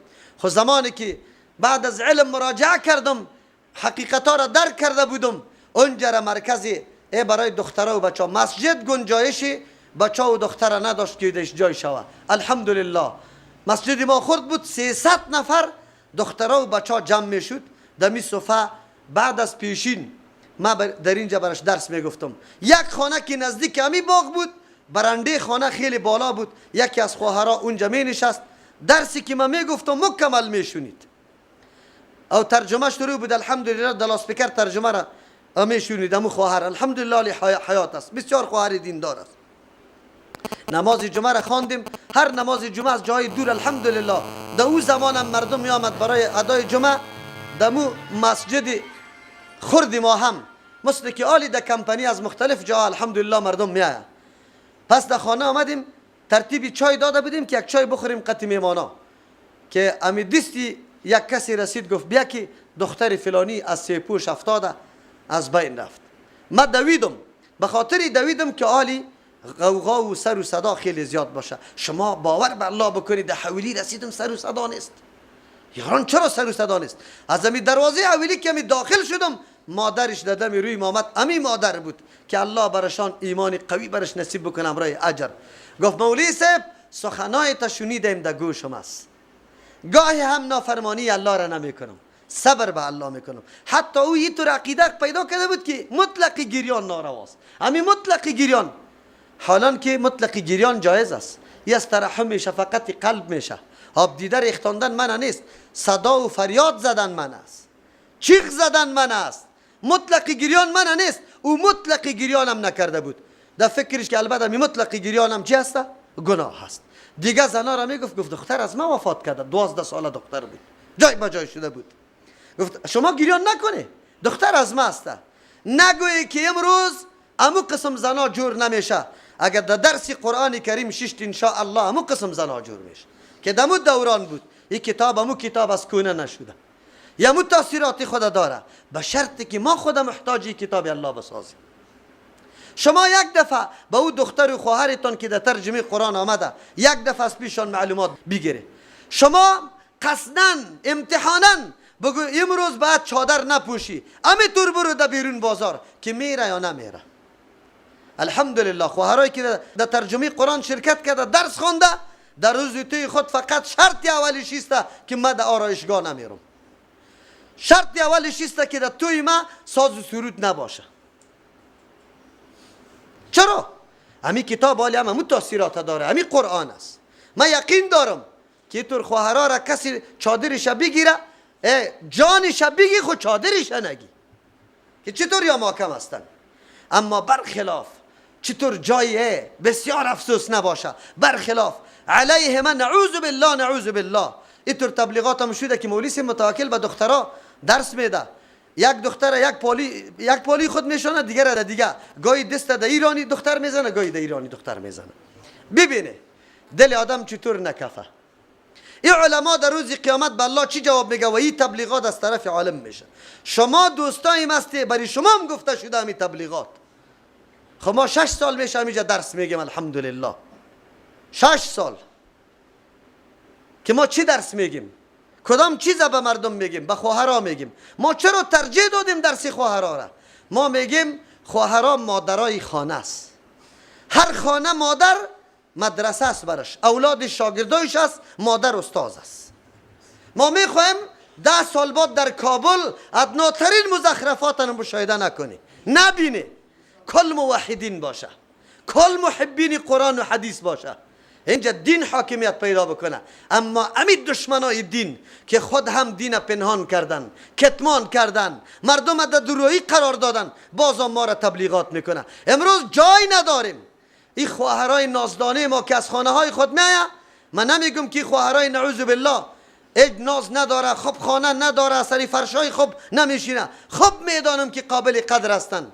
از همون خاطر ما سالین و اوتل برش جور کردیم، خالی با تاسف که الله نمیخواه کسی را که این غنیمت این فضیلت بگیره. من که شما را میگم ای افغانی ها، نگویی که اسلام در افغانستان است، یقین به الله بکنه. برای 3 روز اوتل برای ما داده شد، خواهرها در اونجا همشیره توست، دختری توست، مادری توست، عزتمند در اونجا با آبرو قرآن میشونید در این سالون. تو بعد افتخار میکردی، در عمرت امی برکت برد حاصل نبود، لیکن انواعی بهانه جویی کردی، مانع شدی به ای که اینجا خواهرها درس نخوانه، بان که در صحن اولی بشینه. تو غیرت داری مومن؟ تو افغان هستی؟ یقین بک اگر افغان هستی اسلام خو بگذار. ما امروز در مساجد کابل جای نداریم که قرآن ترجمه بکنیم. دل آدم چطور نکفه؟ آیا دل ما ایره میخواه که خواهر ما مادر امون نازدانه ما بیاد در صحن اولی در اونجا بشینه؟ چرا برای از یاد جای عزتمند نباشه؟ ارکندیشن باشه، پکه باشه، قالینو باشه سرش بشینه قرآن بشنوه. ولی از دست همین دشمنای دین، همین ملاهای بدبختی که دور از ملاهای حقانی که دین پوشاندن مردم در سیرایی انداختن، حقایق پنهان کردن، مردم گمراه کردن، دعوت به قبر پرستی و پیر پرستی دادن، در بدر کردن مردم. از دست از ما اینجا روز نداریم، اینجا روز نداریم. اینجا روز تبلیغاتشان ببینی چی تبلیغات دارن علیه ما. چرا خود نمیگه بانی بگذاره که ما خو بگوییم؟ ما خو یک دو خواهر ما که سالا نماز خود یاد نداشت، الحمدلله. آلی خواهرای ما دو خواهر ما فعلا ترجمه قرآن داره. انشالله امید دارم که سالای آینده 10 خواهر ما ترجمه قرآن داشته باشه. آلی هم درسای تفسیر و حدیث در هر جای روان است، فضل الله سبحانه و تعالی است. الله در عمرشان برکت بده، توفیق عمل دیگه هم نصیبشان بکنه. امروز الحمدلله مرجع فتوا هستند، مسائل جواب داده میتونه، مشکل خواهرها را حل کرده. ضرورت به این نیست که از مرد پرسان کنه مسائلی که خیلی پنهان است، ضرورت به زنا داره. اما این مردم ما را نمیگذاره. ما دیدیم، ما این نقطه را بالکل درک کرده بودیم که دنیای استعمار ما را چه قسم از صحنه قرآن و حدیث دور میکنه. آلی براتان واضح میشه که یقینا دلسوزی بالای مردم چطور بکار است، خصوصا سر قشری که دایم از کل علوم محروم، خصوصا از علم دین محروم بودن. آلی خوب است در کابل در کورسا دخترای خود نه صبح نمیگه که تاریکیست، نمیگه که روشنیست، نمیگه که اونجا مرداست، نمیگه که زناست. بس الا دخترم انگلیسی را یاد بگیره که فلان دفتر ترجمان مقرر شوی، در فلان دفتر کامپیوتر کار مقرر شوی. خو از علم دین قرآن و حدیث محروم بودن، کسی هم برش نگفته بود. اما خواهر ما آلی میدانه که ما چقدر حقیقتا را درک کردیم از زندگی خود، چقدر ایمان شناختیم، چقدر قرآن کدام کتاب است، چقدر او محبت با قرآن داره. خب با تاسف امروز مردمای پیدا میشه، امی مولا صاحب استاد میشه میگه دختری تروان نکده اونجا، بچه تروان نکده اونجا، گمراه میشه نعوذ بالله. خب شما بگوی که این علما تمی جنت داره؟ این علما میگه که ما رهبرای دین هستیم، یعنی که دزدای دین هستیم، قطاع طریق دین هستیم. این کدام مردم است؟ خب بشناسیده قرآن امور میگه. ما میگیم خواهرای ما صبح اگر دشمن تعرض میکنه اولاد خود عرضه کنه، اولاد خود بگه که بچیم شب خواب دینجا حرام است تا که تو پیرداری از ناموست نکنی، تا که تو پیرداری از دینت نکنی. و طور خواهران ما تربیه میکنیم. او تربیه شوا قرآن بشنوه باز تربیه نمیشه، یا آیتای قرآن بشنوه باز و تربیه نمیشه، بالکل میشه. امتحانات الله، صحنه امتحان است. قوتهای ما و شما را بیرون ظاهر میکنه. چقدر غیرت داریم، چقدر ایمان داریم، چقدر استادگی داریم، چقدر مقاومت داریم، کلش الله بیرون میکنه، در صحنه ظاهر میکنه. سبا کسی اعتراض نمیتونه که امیر چرا الله امی مقام منزلت برش دادی. برات میگه که دی نمیتونه امتحان قرار دادم شه، امتحان کامیاب شد. از او خاطر الله میگه و بشر الصابرین. کدام انسان کامیاب است؟ راه یا علاج کامیابی چی چیز است؟ قرآن بر ما میگه و بشر الصابرین، بشارت بده، خوشخبری بده به صابرین. صابر کیست؟ صابر کدام شخص است؟ کسی که استقامت داره، کسی که کنترل میکنه خواهشات خدا، کسی که همه امور در کنترل خود میاره. دل ما تقاضا میکنه تا بگاره چرا تشنه بشینم، گشنه بشینم، بخو کی خبر داره؟ انوز در خانه امر میکنم کلی خانواده را بزنی، روزه را کی کشیده؟ نعوذ بالله. افراد پیدا میشه، خانواده های پیدا میشه که روزه را هم نمیشناسه. لیکن الله میگه خوشخبری به صابرین بده. صابرین کدام مردم است که زندگی خود مکمل در صبر و استقامت تیر کرده، در هر میدان از صبر و استقامت کار گرفته. ما خوب میدانم، درک میکنم در این گرمی یک خواهری ما که حجاب میکنه پوزش بند است، رویش بند است، ما میدانم، احساس میکنم که چقدر تحمل گرمی و سختی را میکنه نمیکنه. خب لیکن الله پاداشم برش میده. الله برش میگه که ای بنده ما تو چرا اینطور بودی؟ کابل خود دیگه دخترها را خنده مزاق ساجق میجوید، حتی دندانای خودم یک دفعه بیرون میکرد به مردم، خنده و مزاق میکرد. آیا تو مثل ازو نمیتونستی؟ یک دختر او بود، یک دختر تو بودی. خب لیکنی دختری است که میگه یا الله بنده توستم و من مطابق فرمان تو زندگی میکنم. همین قسم مرده چی میگه؟ والا ما مولوی صاحب همیشه پیشین خوانده نمیتونیم. چرا؟ اجازه نمیده در دفتر که پیشین خوانده نتونی دو دفتر کار میکنی؟ دو دفتر میری رزق تا پیدا میکنی. تو به الله عقیده نداری؟ اگر رزق برات نوشته نکده، مرگ خو برات نوشته کده، بان که تو وفات کنی. خب پیش الله بگوی که یا الله به خاطری وفات کردم که گشنه بودم. گشنه چرا بودم؟ در اون جمعه رفتم فریضه تو از پیشم باقی میمان. فریضه تو را ادا کرده نمیتونستم، از او خاطر او جره ترک کردم. همینطور جواب خوب گفته بتانی. الله غیرتی ذات است. ما چرا در دین الله غیرت نکنیم؟ امروز خود زمینه را برای همه گپا جور کردیم، از صبر کار نمیگیریم. و بشر الصابرین. انسان اولین رازی کامیابیش استقامت و صبر است. کدام مردم است؟ انگیزه صبر چی چیز برای آدم صبر میده؟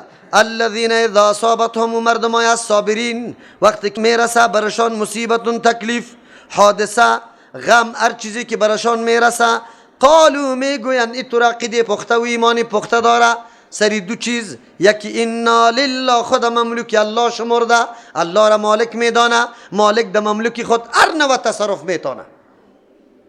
دیقان در زمین خود هر نوع چیز میکاره، گاهی خشک میمانه، گاهی دیش چیسته پیاز میکاره، گاهی دیش گل میکاره، اختیارش است. کسی که عقیده را داره که من خود مملوک الله هستم، الله که هر نوع تصرف در وجودم میکنه، در مالم میکنه، در اولادم میکنه، در زندگیم میکنه، ما به این فیصله الله راضی استم. این طور عقیده پیدا کردن بکار است. صبر وقت میشه. یکی دوم، اگر این قدر تکلیف ها و ظلم ها را نعوذ بالله مصیبت ها را آدم برداشت بکنه، ولی چه فایدهش است؟ و انا الیه راجعون، ما خاص به سوی الله تبارک و تعالی باز چی گشتنی استیم. الله بر ما حتما عوض و بدل میده، همونطور نمیمانه. چرا که الله و من یعمل مثقال ذره خیر یره و من یعمل مثقال ذره شر یره. هیچ چیز باقی نمیمانه. تکیه‌گاه برام پیدا شد، حالی ناامید و مایوس نیستم. سختی خود سرم آمده، خب من مملوک الله هستم، به قضایش راضی هستم، فیصلهش میپذیرم. او این فیصله پذیرفتم چی نتیجه برام داره؟ به الله خود باز میگردم، الله پاداش برام میده. کسی که در زندگی خود این عقیده را خوب قوت بخشید، ایرا نمو داد، یقینا این آدم کامیاب است. الله چی میگه؟ اولئک علیهم صلوات من ربهم، این مردما که موصوف به این صفت است، در وقت مصیبت و تکلیف خدا به قضای الله تسلیم کرد و امید داره که الله پاداش عظیم برش میده. اینطور مردما علیهم بالایشان صلوات من ربهم، برشان تشریف است، کرامت است، مقام و منزلت است. من ربهم، از جانب پروردگارشان. در دنیا این مقام از دست داد، پایمال کرد، مقام خواهش پرستی را از دست داده، اونجا الله مقامی علیده میده، اونجا منزلت و مرتبه علیده میده. و رحمتون، این مردم بالایشان رحمت است، یعنی مصیبت ها را الله دور میکنه، حاجت هایش مکمل میکنه، الله مورد رحمت خودی را قرار میده. این دیگه هم پخته میشه. تکلیف هر چی که زیاد میشه، این بازم استقامت اختیار میکنه. یک آدمی که تو عقیده داره و به هر فیصله الله راضی است، استقامت اختیار میکنه. الله چی میگه؟ و اولئک هم المهتدون، راهیاب اینمی مردم است که حوادث روزگار یار از مسیر حق منحرف نتانست، که هر قدر حوادث سرش آمد او امورای خود مستقیمی خود چی کرده؟ تعقیب کرده. یقینا یا راهیاب هستند، رای درست یا پیدا کرده که اگر آدم خود به الله بسپاره، هر چیز از کجا بدانه؟ از الله. مبدا از کجا آمدیم؟ باز طرف کی روان هستیم؟ الله ما را پیدا کرده و باز طرف کی میریم؟ الله رفته نیستیم. این زندگی ما زندگی چی است؟ موقت، آزمایشی، مورد امتحان الله تبارک و تعالی. یا تا برای ما چی درس داد؟ که هر نوع حادثه غم انگیز باشه ما باید چی بگویم؟ انا لله و انا الیه راجعون. در حدیث هم آمده ام سلمه رضی الله عنها مادر مؤمنه شوهرش وفات کرده بود در دیار هجرت، طفلکای یتیم برش باقی مانده بود، گریان میکرد. پیغمبر علیه السلام سرش تیر میشد، برش گفت که ای صبر بکو، اسبری، صبر بکو و بگو که انا لله و انا الیه راجعون، اللهم آجرنی فی مصیبتی و اخلف لی خیرا منها. الله بر ما اجر بده در این مصیبتم و بر ما خلیفه جور کو از این کده بهتر. ام سلمه رضی الله عنها گفت که پیغمبر اسلام وقتی کلام برام گفت، ما گفتم مرا میگه که انا لله و انا الیه راجعون، بگو و بگو که در مصیبت ما الله اجر بده و از این کده بهتر بر ما نصیب بکو. گفت ما یا آیا از چیستا ابی سلمه کده شخص بهتر و شوهر بهتر پیدا میتونم؟ زمانی بود که خواستگاری پیغمبر علیه السلام پیش آمد. اما کلام پیغمبر در یادم آمد که بله یقینا که صبر میوهش نمیطور است که آلی ما در حریم پیغمبر صلی الله علیه وسلم داخل میشم. این را بگوی. هر مؤمن مکلف است که در وقت مصیبت این کلمه را بگوید و ما مأمور هستیم که خود به الله تسلیم کنیم. پس اون مردمایی که در وقت مصیبت کالای سیاه میپوشه، سینه زنی میکنه، زنجیر زنی میکنه، این خلاف کتاب الله تبارک و تعالی است، خلاف طرز و منهج محمد رسول الله صلی الله علیه، خلاف منهج اهل بیت چیست صلوات الله علیهم است، قطعا نیست. اما کی بگوید؟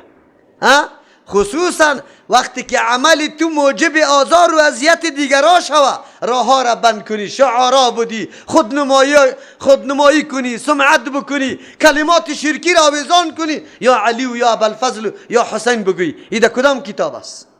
در بو کتاب اهل تشیع اگر پیدا کردن که بله همین کار جایز است، من میگم بهتر است. خود دین چی را میگم؟ امروز دین رنگ سیاست در خود گرفته. خدا نمایان کو، خدا در مردم نشان بده ما اینی قوت و قدرت داریم. حالی اینجا این گپ است، دین مطرح نیست، روایات مطرح نیست. قرآن برای ما این دستور میده در وقت مصیبت. بازی خو مصیبت نیست، شهادت مصیبت است. حسین رضی الله عنه که شهید شده افتخار بزرگ کمایی کرده. سیدا شباب اهل الجنه، سردارای جوانای جنت کیست؟ حسن. پیغمبر علیه السلام در حدیث میفرماید و این شهادتی پر افتخار نصیبشان شده.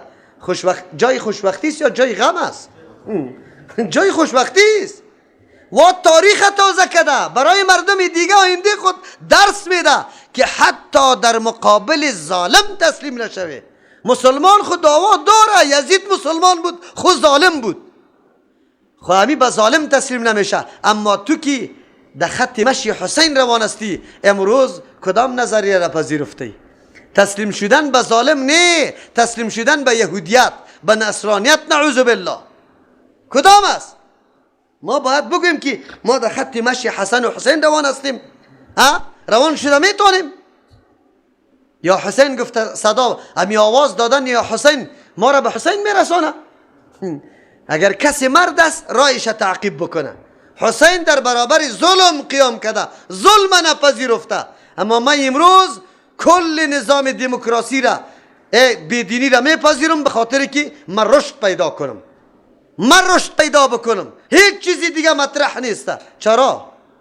قرآن برات چی میگه؟ ان الصفا والمروه من شعائر الله، یقینا صفا و مروه از جمله شعائر الله است، یعنی آن چیزی است که علامات دین الله تبارک و تعالی شمرده میشه، شعائر الله است. آلی الله تبارک و تعالی میگه عقل جنگی نیست، دین عقل جنگی نیست. دینی را نمیگه که عقل چی را میگه. عقل میگه جهاد درست نیست، عقل میگه شهادت چرا خدا میکشی، چرا مالی تا مصرف میکنی. عقلی را میگه که تکلیفا و مصیبت ها سرت میاد ای خوب نیست. عقل امی را میگه. الله تبارک و تعالی گفت نه، کلش وسائلی کامیابی یک انسان است. تکلیفا، مشقتا، رنجا، چه مصیبتا، این تو را در یک درجه میرسانه که در دنیا هدایت یافته و در اونجا مراتب عالی را الله برات میده، مورد رحمت الله قرار میگیری. عقلی تا در اینجا کار نندازی که عقل برات بگه که نه چرا خود شهید میکنی، چند روز عمری تا کوتاه میسازی. اینمی قسم موضوع صفا و مروه گردش شام. عقل میگه اینجا گردش نشوه، دین میگه گردش شوه. صفا و مروه دو تپگک بوده، آلی و تپه باقی نمانده، حکومت اوار کرده، بلکه یک چیسته دراز حالت جور کرده. دمو جایی که وادی یا چقوری بودورم بلند کرده. تنها می قدر دو ستون است که اونجا میرسی مردم در اونجا یک بدو میکنه، یعنی تیز تیز میره. فلسفه شام براتان گفته بودم که در او تپه ها کی برای طلب آب گردش کرده بود؟ هاجره علیه السلام، او گردش کرده بود. مشرکین مکه در دین ابراهیم خلیل الله تحریفات کرده بودن و نعوذ بالله در داخل بیت الله بتارا چی کرده بود؟ داخل 360 بت داشتن. چند؟ و 2 بتشان به شکل ابراهیم و اسماعیل علیهم السلام بود و در دستای اردویشان چی داده بود؟ شمشیر و بگه تیرا را داده بود. در سر صفا و مروه در 2 تپه هم بتارا مانده بود، یکی به نام اصاف یا نامیده میشد، دیگهش نائله. اصاف و نائله در حقیقت 2 شخصی بوده، یکی مرد یکی زن، که در داخل بیت الله زنا کرده بودن. الله مسخ کرده بود، یارا سنگش تانده بود. در اول مردم او را در اونجا مانده بود در پالوی بیت الله، به خاطری که مردم عبرت بگیره، مرتکب جنایت و گناه در حرم نشوه. لیکن پسانی را بردن در سر تپه صفا و مروه مانده بودن، اونجا برای عبرت بود.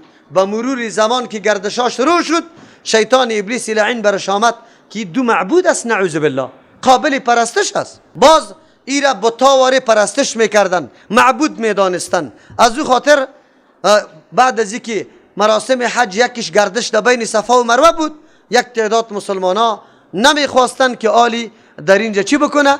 امی طواف بکنه، گردش بکنه، از سعی در بین صفا و مروه بکنه. چرا؟ به خاطری که اونجا بتا بود. الله تبارک و تعالی به مؤمنان میگه که جای مقدس است، این جای مقامی است که درسای عظیم به بندگان مسلمان الله تبارک و تعالی میده. از اینجا درسای عظیم حجاج میگیره. با گذاشتن بود تقدس ای جای از بین نرفته، بلکه آمدن مسلمان ها و آمدن مشرکین با هم فرق داره. اینجا مشرکین برای عبادت امی 2 بت می آمد، مسلمان ها به خاطر عبادت 2 بت نمیاد. مسلمان ها برای ادای مراسمی که الله برشان فرمان داده او را ادا میکنه. هدف از وا نعوذ بالله اینجا ملوث ساختن و حاجت روایی بود که طلب حاجت بکنه. مسلمان ها این کار نمیکنه. در بین نیت، در بین اراده، در بین عمل فرق است در بین مسلمان ها و کافر. از همون خاطر اینجا هیچ نوع مشکل برای از یا نیست که یا گردش بکنه. از او خاطر الله حکم روان کرد که بله صفا و مروه هم از جمله شعائر الله است. یادتان باشه احکام اسلام 2 قسم است. یکی او احکامی است که و علامات دین الله شمرده میشه، نماز، آذان، روزه، زکات، مراسم حج. این گاهی اعمال می باشه، گاهی جاها می باشه. مسجد از جمله شعائر الله است. اونجا مقام منا، مقام مزدلفه، عرفات، مقام صفا و مروه، این کلش سنگ حجر الاسود، بیت الله یا از جمله شعائر الله است. یعنی محلی است که در اونجا علامات دین الله است. یک قسم احکام می باشه که و علامات دین الله نیست، مثل معاملات، خرید و فروش میکنیم، او از جمله علامات دین الله نمی باشه. فرق در بین هر 2 احکام است که احکامی که علامات دین است تغییر و تبدیل در او گنجانیده نمیشه. چیزی قسمی که الله برات فرمان داده مو تو انجام میدی، پشت فلسفهش هم نمیگردی. چرا نمیگی؟ چرا نماز صبح 4 رکعت است؟ چرا جهر خوانده میشه؟ چرا پیشین خفیه خوانده میشه؟ چرا اونجا 2 رکعت سنت، در اینجا 6 رکعت سنت؟ چرا 4 پیش و 2 بعد است و 4 رکعت فرض است؟ چرا گفته نمیتونی؟ این کلش علامات دین الله است. صفا و مروه از جمله جاهای است که علامات دین الله در اونجا برگزار میشه. چرا دین الله در اونجا چیست؟ فرمان الله برآورده شدن گردش در بین صفا و مروه است. با مو نقشه که پیغمبر صلی الله علیه وسلم بری تو ترسیم کرده، با مو نقشه بری تو اونجا نقشه داده شده از طرف الله تبارک و تعالی. این شعائر الله میگه. از همون خاطر عالی الله میگه که بله گردش ته یردو ای بالکل درست است، هیچ نوع گناهی نیست. آیا این گردش سنت است یا واجب است یا فرض است؟ علما بعضی این سنت میدانه، بعضی میگه که نه واجب است. اصل واجب فرض میگه، یعنی ضروری است. این قول راجح است. اینجا که گفته که گناه نداره، به نسبت او کسایی که میگفتن گناه داره، الله گفت که گناه نداره. آل صفا و مروه صحیح است که در اونجا وجاج ما میره، فقط امی قدر یاد میگیره که ما گردش کردیم، لیکن استاده شدن در صفا. هر حاجی که میره اول شروعی دعوت خود یا تکبیر خود از صفا میکنه، گردش خود از صفا. در صفا که استاد میشه روی طرف بیت الله میگردانه، الله اکبر میگه، زیاد دعاها را طلب میکنه از الله تبارک و تعالی. چرا؟ این محلی است که دعا را الله قبول میکنه. از جمله محلی که دعاها قبول میشه یکی صفا. خدا خوب متوجه بسازه، اونجا صفاست. حاجی ما که میره چی درس میده؟ امی تپه صفا با حاجی ما چی درس میده؟ اول درس میده، اول درس برش میگه که وقتی مخلوق الله را اینجا میبینه کلگی لبیک اللهم لبیک میگه، کلگی الله اکبر میگه، دا چرت میفته که این مجمعه بزرگی که الله اکبر و لبیک گفته نیسته، ای به کوششا و جهود و مشقت کشیدن کی با وجود آمده. روزی بود که در اینجا یک زن بود، یک زن، ای آبادی بزرگی که امروز میلیون ها مردم حضور پیدا کرده توسط قربانی یک زن و یک فرزند بود. ابتدا و آغازش دین هر ثمرش مفت دست نمیه تا که قربانی ندی، تا که قربانی ندی. زن اونجا قربانی داد، بچه اونجا قربانی داد. کوی صفا بری تو درس میده، زمانی که هاجره میبینه طفل در حالت تشنگی رسیده، آب و شیر وجود نداره، طفل در حالت مردن است، تلاش بکار است. انسان ناامید نباشه. در بو مرحله که اسباب ظاهری مکمل از بین میره، یک سبب قوی وجود داره که انسان تقویت میده، او اتکا به سوی کی؟ حاجت خواستن است کی؟ از الله. انسان قدم بگذاره الله برکت میندازه. هاجره در کوی صفا بالا شده، خو الله تبارک و تعالی این سعی هاجره بود و لغت زدن سعی کی بود؟ اسماعیل. الله ای اردو لغت زدن و همی حرکت بی ثمر نمیمانه، اونجا آب زمزم میبرایه که امروز سبب تبرک مردم است. اینجا حاجی درس میگیره. در کدام ملتی که ما میگم در هر قاعده میشینم میگم اللهم صل علی محمد و علی آل محمد کما صلیت علی ابراهیم. کدام شخصیت ابراهیم که واقعا علم بردار توحید بود، واقعا یقینا بندگی الله را شناخته بود، و بعد از او قطش میگی و علی آل ابراهیم. تنها ابراهیم نه، کسی که وابسته به ابراهیم بود اگر زن و فرزندش بود عمر داب. ده یادت میاد چه تابعداری الله بود. این زن چطور در دشت و بیابان زندگی میکرد؟ فرمان الله رسیده بود. چرا زندگی میکرد؟ بگه فرمان الله رسیده بود. میگفتن انا لله و انا الیه راجعون. امتحان الله را سپری میکرد. من بعد امتحان الله را سپری بکنم، من بعد دمی قدر مجاهده و کوشش و چیسته در راه دین خرج بدم. مثل که هاجره داده بود، مثل که اسماعیل داده بود. کوی صفا بری توی درس همیده 7 مرتبه گردش میکنی، آرام نشینی، اسباب ظاهری وجود نداره، مایوس نمیشی. قوت وجود داره که مرا نجات داده میتونه. هیچ چیز وجود نداره، الله وجود داره. الله در میدان خالی ام آب پیدا میکنه، ام طعام پیدا میکنه. ایره میگه درس بر ما میده. کوی صفا بر ما چی درس میده؟ در اونجا دیاد دید میاد که این میلیون مردم که امروز میگه لبیک اللهم لبیک، روزی بود که تنها محمد رسول الله دیکو فقط عقیده توحید داشت و قوم خود صدا میکرد بطن خیل او فلان خیل کلگی جمع شدن. باز گفتن که ای قوم اگر ما بگوییم که دشمن از اون طرف میاد شما بگید ما باور داری یا نداره؟ گفت چرا نه؟ گاهی سری تو دروغه مشاهده نکردیم، بالکل باور داریم. گفت من بیم میدم از او عذاب الله که آمده نیسته در صورتی که کلمه توحید نخوانه. ابی لهب خبیث خست گفت لهذا جماعتنا تبا لک، بربادی برات باشه از با این خاطر ما را جمع کرده اینا. تبا لک سائر الیوم، کل روز سنگار گرفت در جان پیغمبر صلی الله علیه وسلم وار میکنه. ای مومن روزی بود که تنها محمد رسول الله در اونجا بود، هیچ کسی نبود. خب پیغمبر جهاد کرده، پیغمبر دعوت داده، تحمل کرده مصیبت و مشقت. مسلمان تو درس بگی از این بغندی، از این تپه درس بگی که آغاز دین توسط یک نفر از این تپه شده، صدای توحید از این تپه بالا شده. من امروز آمدم به میلیون ها مردم مشاهده میکنم، هر کدام ما در جای خود مسئولیت داریم.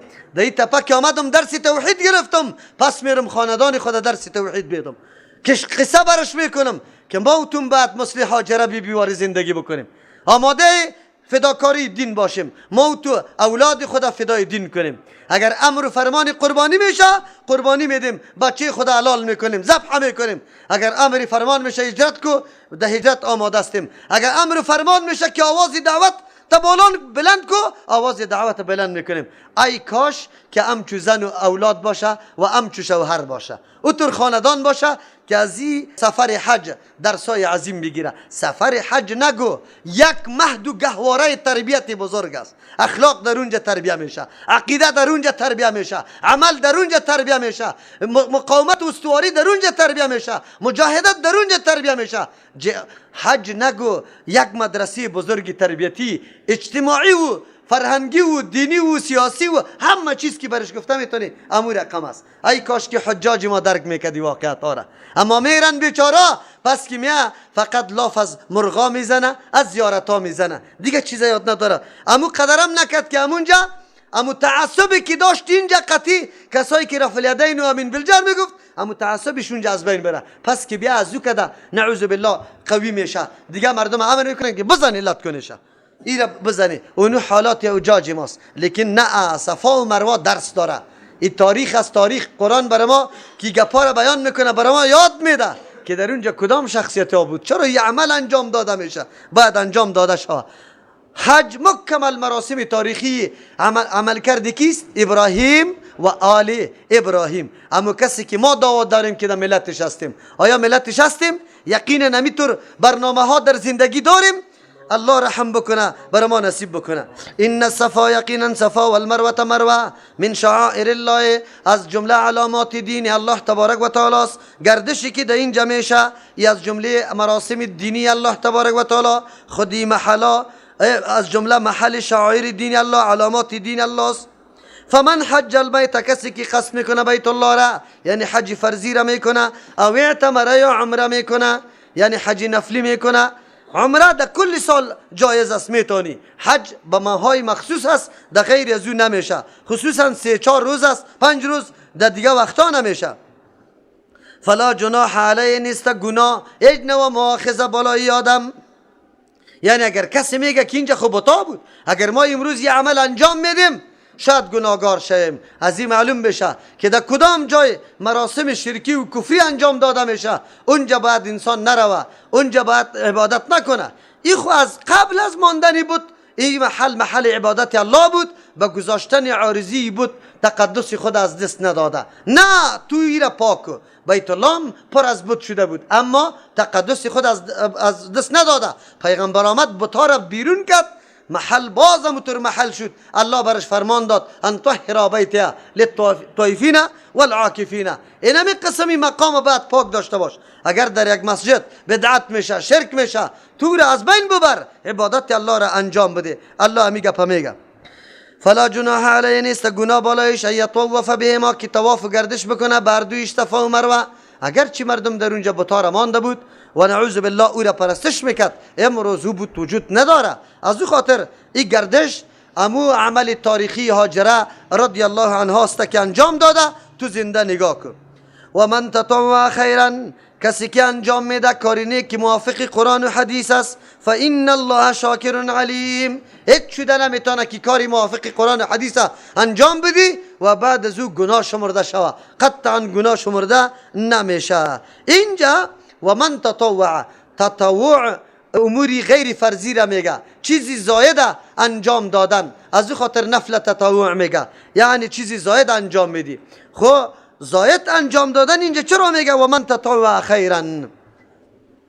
عقل نجنگانی، نگویی که اینجا من البته گناهگار میشم. نه، شریعت کی کدام فرمان میده برات، عقلا را قطش نجنگان.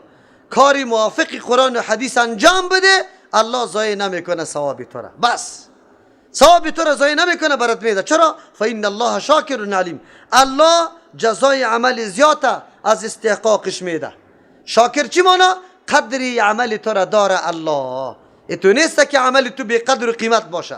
پاس عمل تو را الله داره، علیم میدانه که چقدر نیت و اخلاص داری. هر قدر که نیت و اخلاصت اضافه است، امو قدر الله ثواب اضافه را هم در عمل داده رایسته. پس از او خاطر انسان در کیفیت عمل کوشش میکنه که عملش خوب درست باشه، خاص به خاطر رضای الله. ان الذين يكتمون ما انزلنا، یقینا کسانی که میپوشانند آن چیزی را و احکامی را انزلنا که ما نازل کردیم، به مردم بیان نمیکنه که مردم سرش عمل بکنه. من البینات از دلایلی که واضح واضح است که سبب بیداری و هوشیاری مردم میشه، راهیابی مردم میشه. والهدى پس او چیزی دیگه که روان کردیم از برنامه‌های هدایت، یعنی ثمرات دلیل. من بعد ما بینا، پس از که واضح کردیم عمود چی را ما انزلنا را للناس برای مردم فی الکتاب در کتاب. اولایی که اینطور مردم ها که حقایق پنهان میکنه یلعنهم الله، الله سرش لعنت میکنه. و یلعنهم اللاعنون، هر کسی که لیاقت لعنت گفته نداره کلگی سر از یا لعنت میگه. چرا مردم مبتلا به شرک شده بودن؟ چرا صفا و مروه جاهای تقدس تبدیل به نعوذ بالله بت پرستی شده بود؟ از جهت نبیان کردن علما حقایق. شخصیت ابراهیم خلیل الله، دین ابراهیم خلیل الله را علما پنهان کردن. مردم آهسته آهسته از جهالت کار گرفتن. جایی که در اونجا اعلان توحید میشد، تکبیر لبیک گفته میشد، او تبدیل به چی شد؟ نعوذ بالله بت پرستی شد. قرآن برای ما واضح میسازه که عامل بدبختی یک جامعه چی است؟ بگوی کتمان علم است. آن چیزی که سبب هوشیاری و بیداری مردم میشه و سبب راهنمایی مردم میشه، اون امور پنهان کردن سبب بدبختی مردم است. قرآن از یک طرف برای ما اهمیت علم نشان میده. دین مقدس اسلام واری یک نظام دیگر را پیدا نمیتونه که ترغیب به دین داشته باشه، داده باشه. قرآن سراسر در جای براتان میگه لعلکم تعقلون، لعلکم تذکرون، لعلکم تتفکرون. دعوت به سوی علم، دعوت به سوی علم. علم علم علم. چرا علم زیاد اهمیت میده؟ همه بدبختی ها از چیست؟ جهل. هر قدر که شما ناگواری ها را میبینی از جهالت است. از دو خاطر اسلام علم و مقام علم بزرگ معرفی میکنه. اینجا چقدر بزرگ معرفی کرده علم؟ کتمان علم آنقدر جرم عظیم دانسته که هیچ تصورش نمیشه. الله سرش لعنت میگه و هر چیزی که قابلیت لعنت گفته نداره به اینطور آدمی که حقایق پوشانده بر ازی لعنت میگه. برای شما معلوم شد که مقام علم چقدر است و الله چقدر میخواه که علم فاش شوه به مردم برسه. ما از همون خاطر دوستای خدا که ما وادار میسازیم که بیایه امی پولیتان مصرف کنید موتر گرفتن، در جای 100 نفر 1000 نفر ترجمه قرآن بشنوه، حقیقت دین بدانه، عقیدهشان درست شوه. آینده وطن ما در دست همین مردم است. بیایی که امیر اصلاح بسازیم، محصل خدا، ماموری دفتری خدا، شاگرد مکتب خدا، دیقان خدا، هر کسا زن و مرد کلش عقیده درست قرآنی برش تعلیم بدیم. و این توسط یک نفر نمیشه، این توسط اونمو برنامه اجتماعی هر کس میشه که یکی پوشتر نصب میکنه، دیگه چاپ میکنه، دیگه کمپاین میکنه، دیگه پول مصرف میکنه، دیگه لاسپیکر درست میکنه، دیگه جای هموار میکنه، دیگه انتقال میده. کلگی دی برنامه بزرگ دینی سهیم میشه. از دو خاطر این برنامه الحمدلله طور برنامه است که هر کس دی سهیم شده میتونه. چرا؟ به خاطری که برنامه خیلی بزرگ است. مردم عالم شوه، که عالم شد گپا جور است. نظام اسلام باری هیچ نظام دیگه دعوت به علم نداده. از اینجا براتان معلوم میشه که تنها کتمان علم چقدر جرم بزرگ است. یک موضوع. دوم، الله تبارک و تعالی در اینجا بیان میکنه ان الذين يكتمون ما انزلنا من البينات، کسانی که پنهان میکنه آن چیزی را که ما روان کردیم. او چی چیز است؟ من البینات، از مسائل و احکام واضح. بعضی مفسرین من البینات دلایل میگه، اما دلایلی که توسطش احکام خوب ثابت میشه. یک، والهدا مراد از پیشش احکام است. کسانی که نه دلایل و نه احکام به مردم واضح نمیکنه، پنهان میکنه. پس از اینکه الله میگه ما واضح واضح بیان کردیم، احترام نه که او بگویه که نه من یاد ندارم. در قرآن در کتاب من حیث ضابطه زندگی برشان روان شده، قانون کلی روان شده، برشان گفته شده که به این کتاب چنگ بزنی واعتصموا بحبل الله جمیعا. چنگ بزنی به این کتاب، هدایات کتاب بگیری، راهنمایی های کتاب برای خود راهنما جور بکنی، تعلیمات کتاب برای خود تعلیم جور بکنی، از همین کتاب خود تزکیه بکنی. قرآن برای ما گفته، لیکن کسی میخیزه همه گپا را پنهان میکنه. چطور جرم است؟ در قرآن کریم از اینکه در جرم بزرگ نخواد پیدا شد، پشت سر 4 قسم جنایتی همینطور مردم ها را بیان میکنه. در مقابل دنیا را میگیره، الله تبارک و تعالی 4 قسم جزا را برش میگه. اینجا سختترین جزا که لعنت الله است. سختترین لعنت هر چیزی که لعنت گفته میتونه، اگر زیروح هست اگر غیر زیروح هست، زنده جان است اگر پرنده است اگر حیوان است، در مورد لعنت کلگی قرار میگیره. کلگی. عالم ما وقتی آیات قرآن میخوانه چی عذر داره؟ برای خود چی توجیه داره؟ بله توجیه داره. ابلیس لعین برای ازیا مزین کرده مداهنت، حق پوشی را، حق پنهان کردن تعبیر به حکمت میکنه. تعبیر به چی میکنه؟ میگه ما از حکمت کار میگیریم. 10 سال در مسجد خود تیر کرده، یک سنت جابجا نکرده. امیالیم نمازش مملو از بدعت است، از الف تا یاره. 10 سال در مسجد تیر کرده، مقتدیش تالی را توحید یاد نداره. امیالیم که وقتی میخیزه میگه یا سخی صاحب پیران پیر صاحب قطمه کمک باز دستای خدا این تو چی میکنه؟ بالا میکنه. این ملا صاحب خدا فریب داده، شیطان ایرت تلبیس سرش آورده، میگم از حکمت کار میگیرم. از چی کار میگیرم؟ این حکمت نیست، این مداهنت است، این حق پنهان کردن است، این موجب و سبب و ذریعی لعنت الله است. میفهمی عالم؟ پټ کو پنهان کو. کتاب قرآن برای چی آمده بود؟ برای کی میگفت؟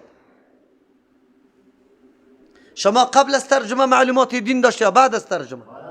ایمانتان قبل از ترجمه راسخ بود یا بعد از ترجمه؟ مسئولیتتان قبل از ترجمه میدانست یا بعد از ترجمه؟ امروز که مرگ سرطان میاد شما اراده نداری، شکر میکشی که الحمدلله عقیده قرآن یاد گرفتیم. اگر بمریم هیچ پروایی نداره. الحمدلله که در زمان جاهلیت نرفتم، در او زمانی که در قرآن ننشسته بودم، در او وقت نرفتم از این دنیا که چطور عقیده داشتم. کلتان امی ارمان داره و امی نعمت بزرگ برای خود میگه. شما بگوی کسایی که سالای قرآن همینطور بند کرده و کتاب ختم جور کرده، او سرش پول میگیره و جناب ملا صاحب میره سرش پول میگیره او یک آیتی قرآن کریم برای تو تشریح نکرده. این آدم چطور بگویه که ما حق قرآن ادا کردیم، مسئولیت قرآن ادا کردیم؟ شما بگوی. این آیت هم میخوانه. چرا؟ این آیت شان نزولش کجاست؟ باز ما میگه شان نزول آیت علمای یهود بود. چند دانه صحابه کرام رفت از چند عالم یهود سوال کرد در مورد صفاتای پیغمبر علیه السلام که در تورات بود، و گرفتن صفاتای پیغمبر علیه السلام غلط چی کردن؟ بیان کردن. سیاه چشم بود گفتی زرد چشم است، چارشانه بود میگه نه این خیلی دور و دراز است. رقم گپا را گفت. الله تبارک و تعالی آیات روان کرد. عالم براتون ملا صاحب چی میگه؟ این در شان کی است؟ بگو یهود نازل شده. تو جواب برش بگو نگفت. امو عالم یهود نام داشت یا نه؟ ابن سوریا بود یا هر کس کی بود یا نبود؟ الله نگفت که یقینا او عالم یهودی کی؟ میگفت بعد نه؟ اینطور میگفت ان العلماء من اليهودین من اليهودیه، علمایی که از یهود هستن اگر این کار کردن لعنت الله سرش باشه. همینطور گفته. قرآن خو میگه ان الذين، هر کسی که باشه در زمانی که باشه، از هر قوم که باشه، از هر ملتی که باشه، چی کنه؟ چی صفت داشته باشه؟ یکتمون ما انزلنا، که پنهان میکنه آن چیزی را که ما فرو فرستادیم. چیزی را که ما فرو فرستادیم. قرآن الله میگه فرو فرستادیم. معلم تشریح کننده از محمد رسول الله صلی الله علیه و سلم است. این کتاب ما انزل الله چی است؟ من البینات، از او احکام و دلایل روشنی که همه چیز واضح بیان میکنه. یک سوال از شما، در کل مسائل چقدر زیاد دلایل در کدام موضوع در قرآن ذکر میشه؟ بگوی برای من که جواب داده میتونه. یک قدر دلایلی که از توحید و رد شرک است از یک موضوع دیگه ذکر نمیشه. اما دمی یک موضوع مردم ما چی است؟ تا گلو غرق است یا نیستن؟ تا گلو غرق است. نماز خو میخوانند، روزه را خو میگیرن، حج خو میکنن، سود حرام میدانه، زنا را حرام میدانه، دزدی را حرام میدانه، اما مشکل در کجاست؟ مشکل در مو امری است که قرآن دلایلش زیاد ذکر میکنه. قرآن امو توحیدی که شما فعلا یاد داره در بین قشر مسلمان افغانستان در چند فیصد وجود داره همی توری توحید؟ راستی تا نبگوی. بگوی دیگه. این ترازو پیش شما، این انصاف پیش شما طول کده بره. این ملت حق داره بالای علما یا نداره؟ این ملت به این قرآن به کتاب الله بشینه یا نشینه؟ بشینه باید، لیکن یا پنهان کرده. والهدى یکی ما روان کردیم من البینات از دلایل واضح و روشن. والهدى آن چیزی که سبب هدایت، ذریعه هدایت مردم میشه که واقعیت است. من بعد ما بینا، پس از که ما واضح ساخته میره للناس برای مردم در کتاب خود، فی الکتاب در کتاب. باید که عالم هم همی کتاب به مردم بیان کنه. قرآن تنها کتاب مدرسه نیست، کتاب ملا صاحب نیست، کتاب ختم نیست، کتاب مردان نیست. قرآن کتاب کلگی للناس. للناس ناس شامل مردم است، زنام است، مسلمانام است، کافرام است، ملام است، غیر ملام است، طالبام است، غیر طالبام است. الله میگه ما بیان کردیم به کل بشریت، نه تنها که مسلمان بلکه به کافرام هدایات قرآن بیان شوه، احکام قرآن بیان شوه. امروز دنیای اینترنت است، دنیای کافرم دعوت بده، جواناست در اینترنت قطشان جر و بحث بکنه، دعوت بده به اسلام. قرآن میگه للناس است، به کل مخلوق الله بیان کرده. ملای امروزی ما میگه عوام چی ترجمه را میفهمه، باز چی میگه؟ نعوذ بالله توهین میکنه. عوام العوام کالانعام. یک ملا صاحب همینطور گفت، من گفتم سخت جنایت کردی ملا صاحب، او سخت گناه کردی. گفت چرا مرا اینطور میگی؟ عوام همونطور است. من گفتم دروغ گفتی، قرآن کافرها را میگه کالانعام بل هم اضل. عوام مسلمان نمیگه. یا خو عقیده به الله داره، این قدر تمیز میتونه که من الله دارم، از پیشم سوال میشه. چارپای واره نیست، فرق میکنه در بین حلال و حرام. خب ملا صاحبی ما عوام کالانعام جور میگه، عوام کالانعام است. از همون خاطره تو را حتی قابل از این نمیدانه که قرآن برات ترجمه کنه. قرآن برات ترجمه کنه، بری آزمایش کنی، ملایتان آزمایش کنی، خود به خود براتان واضح میشه. یا ایسته که قرآن و حدیث یاد نداره، یا ایسته که خود بالا میتراشه میگه تو لیاقتش نداری. اولئک ای مردم یلعنهم الله، الله سرشان لعنت میکنه. لعنت چی را میگه؟ دوری از رحمت. وقتی که از رحمت الله دور شوی، در بدر خاک بسر میشی نمیشی؟ میشی. از رحمت الله که دور شدی باز خلاص هستی. الله سری تو رحمت چی لعنت میکنه. و یلعنهم اللاعنون، لعنت میکنه بالای همینطور علما. اللاعنون کسایی که لیاقت لعنت گفته نداره، بس کلگی سرش لعنت میکنه. لعنت الله کفایت میکنه، از دیگرها چی ضرور؟ که الله تو را از رحمت خود دور کنه، باز خود تباه و برباد هستی. الله ظاهر میکنه که نه تنها نفرت الله قطعی آدم است، بلکه مطلقی چیزی که قابلیت لعنت داره هم قطعی تو را عالم نفرت داره. این طرف ثواب عالم میفهمه. پیغمبر علیه الصلاة و السلام میفرمه که برای عالم استغفار طلب میکنه ملائکه، بلکه ملائکه بالای خود در زیر پایش میمانه. چرا می قدر و منزلت برای عالم است. و باز میگه که حتی ماهی در دریام طلب استغفار برای کی میکنه؟ عالم میکنه.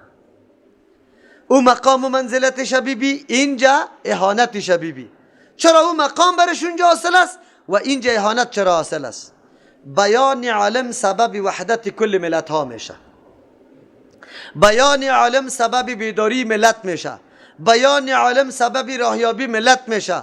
کتمان عالم سبب تفرقه و بدبختی مردم میشه. کتمان عالم سبب گول ماندن مردم میشه که حقیقت درک کرده نمیتونه. کتمان عالم سبب ازی میشه که مردم امو قسم نادان و جاهل باقی بمانه در تاریکی. پس معلوم شد که بیان عالم اهمیتی به سزای داره. کتمان علمم اینمی قسم در مقابلش عذاب زیاد داره. اگر علمای یهود اوصاف پیغمبر علیه السلام همچنان که در تورات و انجیل می آمد، اردو طایفه یهود و نصارا بیان میکرد آلی ساکنین جهان یک ملت بود یا سه ملت بود؟ یک ملت می بود. یهودیت نمی بود، نصرانیت نمی بود، کلگی ملت واحده به نام اسلام می بود یا نمی بود؟ بالکل. مردم یهود و نصارا را علمایشان از این نعمت بزرگ محروم کرد یا نه؟ برشان این توهمات دادن که ما و شما دوستان الله هستیم، ما و شما نجات یافته هستیم. پندارهای باطل پشتی سر می آوره. ما پنداری باطل به عوام خود می گفت، عوام بیچاره قطع ازوا بود، در بدر شدن، از نعمت بزرگ ایمان محروم شدن. امروز عامل بدبختی و تفرقه ما کیست؟ عمل بدبختی و تفریقی ما علماست. مسئله را از پیشش پرسان میکنی حقیقت برات میگه. مولوی صاحب رفع الیدین چطور است؟ اول از پیشش سوال بکن مولوی صاحب بعد از قرآن کریم در بین مسلمان ها کدام کتاب خیلی قابل چی است اعتبار و اعتماد است و مستند است؟ مولوی صاحب برات میگه بخاری شریف است. بخاری شریف است. باز از پیش سوال که بخاری شریف کتابی چی است؟ میگه کتاب حدیث است. حدیث چی نمیگه ملا صاحب؟ حدیث تالی نمیشناسی؟ قول و عمل پیغمبر و تقریر پیغمبر به نام چی یاد میشه؟ گفتار پیغمبر حدیث، عمل پیغمبر حدیث. و بعد از او بگوی اگر پیش روی پیغمبر کسی گپ گفته یا پیش روی پیغمبر کسی عمل انجام داده پیغمبر رد نکرده او را به نام چی یاد میکنه؟ تقریر. این را به نام حدیث یاد. خو بخاری دیگه امی قول پیغمبر است، عمل پیغمبر است، تقریر پیغمبر است. در بخاری حدیث ضعیف است مولوی صاحب؟ نه، یک مردم که میگه که قابل اعتماد است با می خاطر میگه که یک حدیث ضعیف نداره. اگر در کدام حدیث مناقشه پیدا شده باشه علما جواب گفت. خوب مولوی صاحب خیر می رفع الیدین چطور است؟ در مذهب ما نیست. او مولوی صاحب این حدیث خود در بخاری است. آلی چی میکنه؟ آلی خویا میگه که منسوخ شده یا میگه صحیح است که در بخاری آمده خود در مذهب ما نیست. در کجا نیست؟ یعنی مذهب ما خلاف بخاری است. اموتور و نموت میکنه یعنی مذهب ما خلاف بخاری است؟ نه. باز برات میگه نه منسوخ است. منسوخ خیلی خوب. کی گفته که منسوخ است؟ امام ابو حنیفه رحمت الله علیه گفته. ما تقلید کی را میکنیم؟ برش از پیش سوال که امام ابو حنیفه شاگردایش هم میره گفته شاگردایش گفته که حدیث منسوخ است؟ نه، شاگردایش هم نگفته. کی گفته؟ امام طحاوی رحمه الله یکی از علمای احناف است. دیگه که چاره پیدا نکرده که از هر طرف معاصره شده دیگه را پیدا نکرده گفته حدیثش چی است؟ منسوخ است. علمای با انصاف احناف پشت سری از او آمد. ابن همام رحمت الله علیه صاحب فتح القدیر شروع کرد در جان امام طحاوی که از او کده پیش دیر شده شروع کرد قول از او را چی میگه؟ بگوی قولیش رد میکنه. کسی که دعای نسخ را داره قطعا قابل سمع نیست. علمای منصف صاحب انصاف علمای متأخرین علمای احناف هم امی گپ زمزمه میکنه که دعوای نسخ را که کسی میکنه قطعا درست نیست بلکه حدیث منسوخ نشده. بلکه آدم منصف میگه مثل شاه ولی الله دهلوی رحمه الله میگه رفع آدم رفع هر دو ثابت است خو رفع احب الیه. دست بالا کردن رفع الیدین چی است؟ خیلی محبوب برای ما است. مولانا عبدالحی لکنوی صاحب که در مسائل اختلافی در هر مسئله یک کتاب تصنیف کرده نوشته کرده. دیگه او را که مطالعه بکنی بعد از او باز با چشم انصاف و با گوش انصاف گپیش بشنوی انشالله و با چشم انصاف کتابش مطالعه بکنی برات واضح میشه که دین چی را میگه. گپ ده ایسته که کتمان نکنیم که سبب افتراق جامعه میشه. مردم سر ما سوال میکنه که افتراق شما پیدا کرده. ما میگیم عمل پیغمبر موجب افتراق نیست. اگر عمل پیغمبر موجب افتراق می بود موجب افتراق هر چیز که موجب افتراق باشه اگر در یک جای باشه در دیگه جا هم موجب افتراق است. لیکن ما دیدیم که عمل پیغمبر موجب افتراق نبود.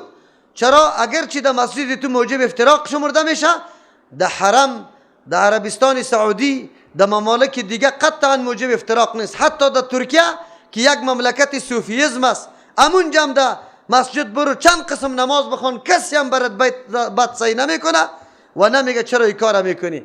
در افغانستان هم در مسجد ما بیا امی عمل موجب افتراق نیست، قطعا نیست. معلوم شد که هر چیزی که موجب افتراق باشه در هر جای موجب افتراق است. معلوم شد که سنت رسول الله موجب افتراق نیست. موجب افتراق کتمان علم است.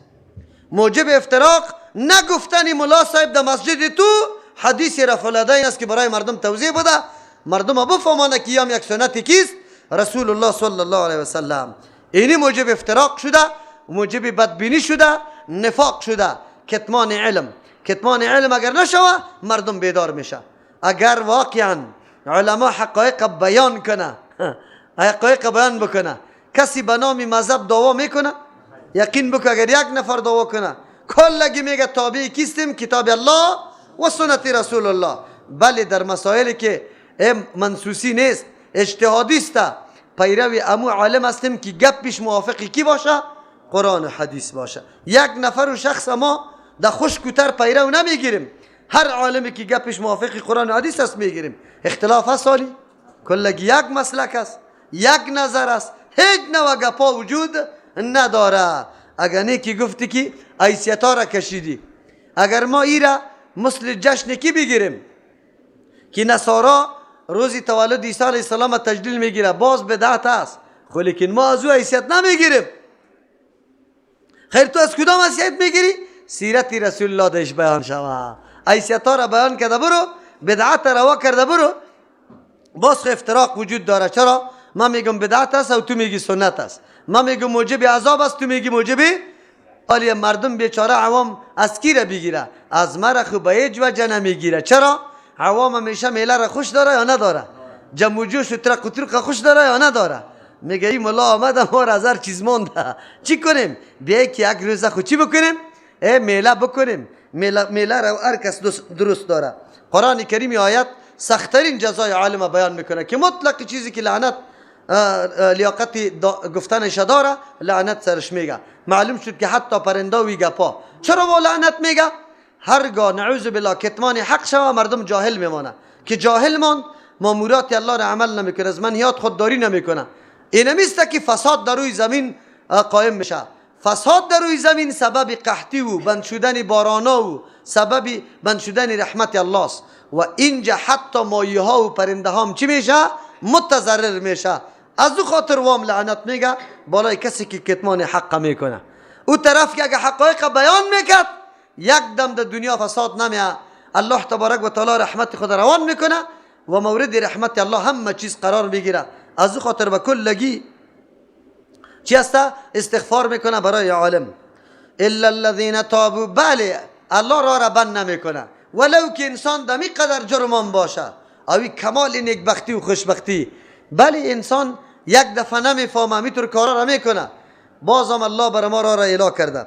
الا الذين تابوا، بجز از کسانی که رجوع کردن، یعنی کتمان حق دیگه نمیکنه و اصل و اصلاح کردن. خدا اصلاح معنی است یعنی از سابقه پشیمان شدن، توبه کردن و اصلحوا دستی عمل کتمان از بین بردن و بیانوا احکام الله را، دلایل روشنی احکام الله را به مردم واضح کردن. فاولئک اتوب علیهم، الله میگه تو مردم را من رجوع رحمت میکنم بالایشان. و انا التواب الرحیم، مخیل توبه قبول کننده بار بار رحم کننده هستم. انسان مایوس نشوه، در هر مرحله گناه که قرار داری الله برات بیان کرد، عالم که تو اصلاح نشوی دیگه ای خیلی بدبختی است. ان الذين كفروا، یقینا کسانی که کافر هستند و ماتوا بمیرن و هم کفارن، در حالی که در عقیده کفار باشه، یعنی یا بازم منکر دعوت حق هستند. اولئک بالا اینمی مردم علیهم لعنت الله، بالایشان لعنت الله است، و الملائکه از ملائکه است، و الناس از مردم است، اجمعین تمامیشان. چهار قسم جزای الله تبارک و تعالی برشان بیان میکنه. کسی که کافر است، حق قبول نمیکنه و انکار از حق میکنه، نمیپذیره حق، چهار جزای الله برش داده. اول در لعنت الله تبارک و تعالی، لعنت مردم و ملائکه الله سرش است، یک جزا. دوم خالدین فیها، دمی لعنت همیشه هستند، ابدی است، بخلاف لعنت دیگرها که اگر توبه میکرد الله بخشش میکرد، ای به حالت کفر وفات کرده، توبه مبه بند شده. سوم جزا لا یخفف عنهم العذاب، عذاب از یا سبک کردن همیشه، چرا که یا دایم در دشمنی اسلام کمر بسته کرده بودن، هیچ ضعیف نمیشدن. ولا هم ینظرون، مهلت هم برشان دادن همیشه که یا توبه بکنه یا چیزی فدیه بده. چرا؟ به خاطری که برای از یاد دنیا بسیار مهلت داده شد، قرآن روان شد، پیغمبر روان شد، تشریح شد، همه گپا بیان شد، لیکن این مردم بازم اصرار سر امو معصیت و عقیده غلطی خود کرد. از او خاطر دائمی در اینجا می باشه. کفری قدر بد است، حقا که کسی نپذیرفته دایم در اونجا است. و الهکم اله واحد، باز بر میگرده مسئله در موضوع توحید و عقیده صحیح. و الهکم، معبود شما اله واحد، یک معبود است، حقدار عبادت تنها اوست، لایق است که حاجتای خود از او طلب کرده شود، حاکم تشریعی اوست، ذاتی که بیچون و چرا سخنش پذیرفته شود اوست. لا اله نیست لایق پرستش و بندگی الا هو، بغیر از الله تبارک و تعالی. دلیل داری؟ بله. الرحمن که به اندازه مهربان است. در جهان که هر چیز مشاهده میکنی آثار رحمت کیست؟ از وجود خود گرفته تا تمام کائنات که ما میبینیم، نه کسی حق داشت که الله چیزا را پیدا کنه، نه کسی مطالبه کرده بود. الله تبارک و تعالی برای تو وجود داد، بعد از او برای تربیه وجودی تو تمام کائنات الله پیدا کرد. آسمان و زمین، بحر و آب، هوا و فضا را، درخت و میوه های گوناگون تمامشه الله پیدا کرده. پس او ذاتی که کل کائنات از اثر رحمتش است، او قابل پرستش و بندگی است. چرا؟ خیلی مهربان ذات اموسته. الرحیم رحم کننده است، یعنی نعمتای خوردم میده یا نعمت قطش لازم است، ضروری است. ذات از او از رحمت دور نمیشه، حتما رحمت قطش لازمی است. یا ای الله تبارک و تعالی رحم میکند در آخرت بالای از او خاطر لایق پرستش و بندگی است. بعد از الله دلایل میگه. قرآن درس دیگه میده. 3 جای دعوت به سوی توحید شد. یکی الحمدلله، بعد از او ده یا ایها الناس اعبدوا ربکم الذی، اسم جای است. و الهکم اله واحد، ذاتی که قابل پرستش بندگی است و هیچ کس همراهش شریک نشوه، یک الله تبارک و تعالی است. دلیل داریم؟ بله. این صحنه پهناوری که الله پیدا کرده، وقتی نظر میکنیم آسمان، فضا، این زمین، درختها را، کوها را، درختها را، همه چیز میبینیم که در اینجا نظم و نظام الله حاکمیت میکنه.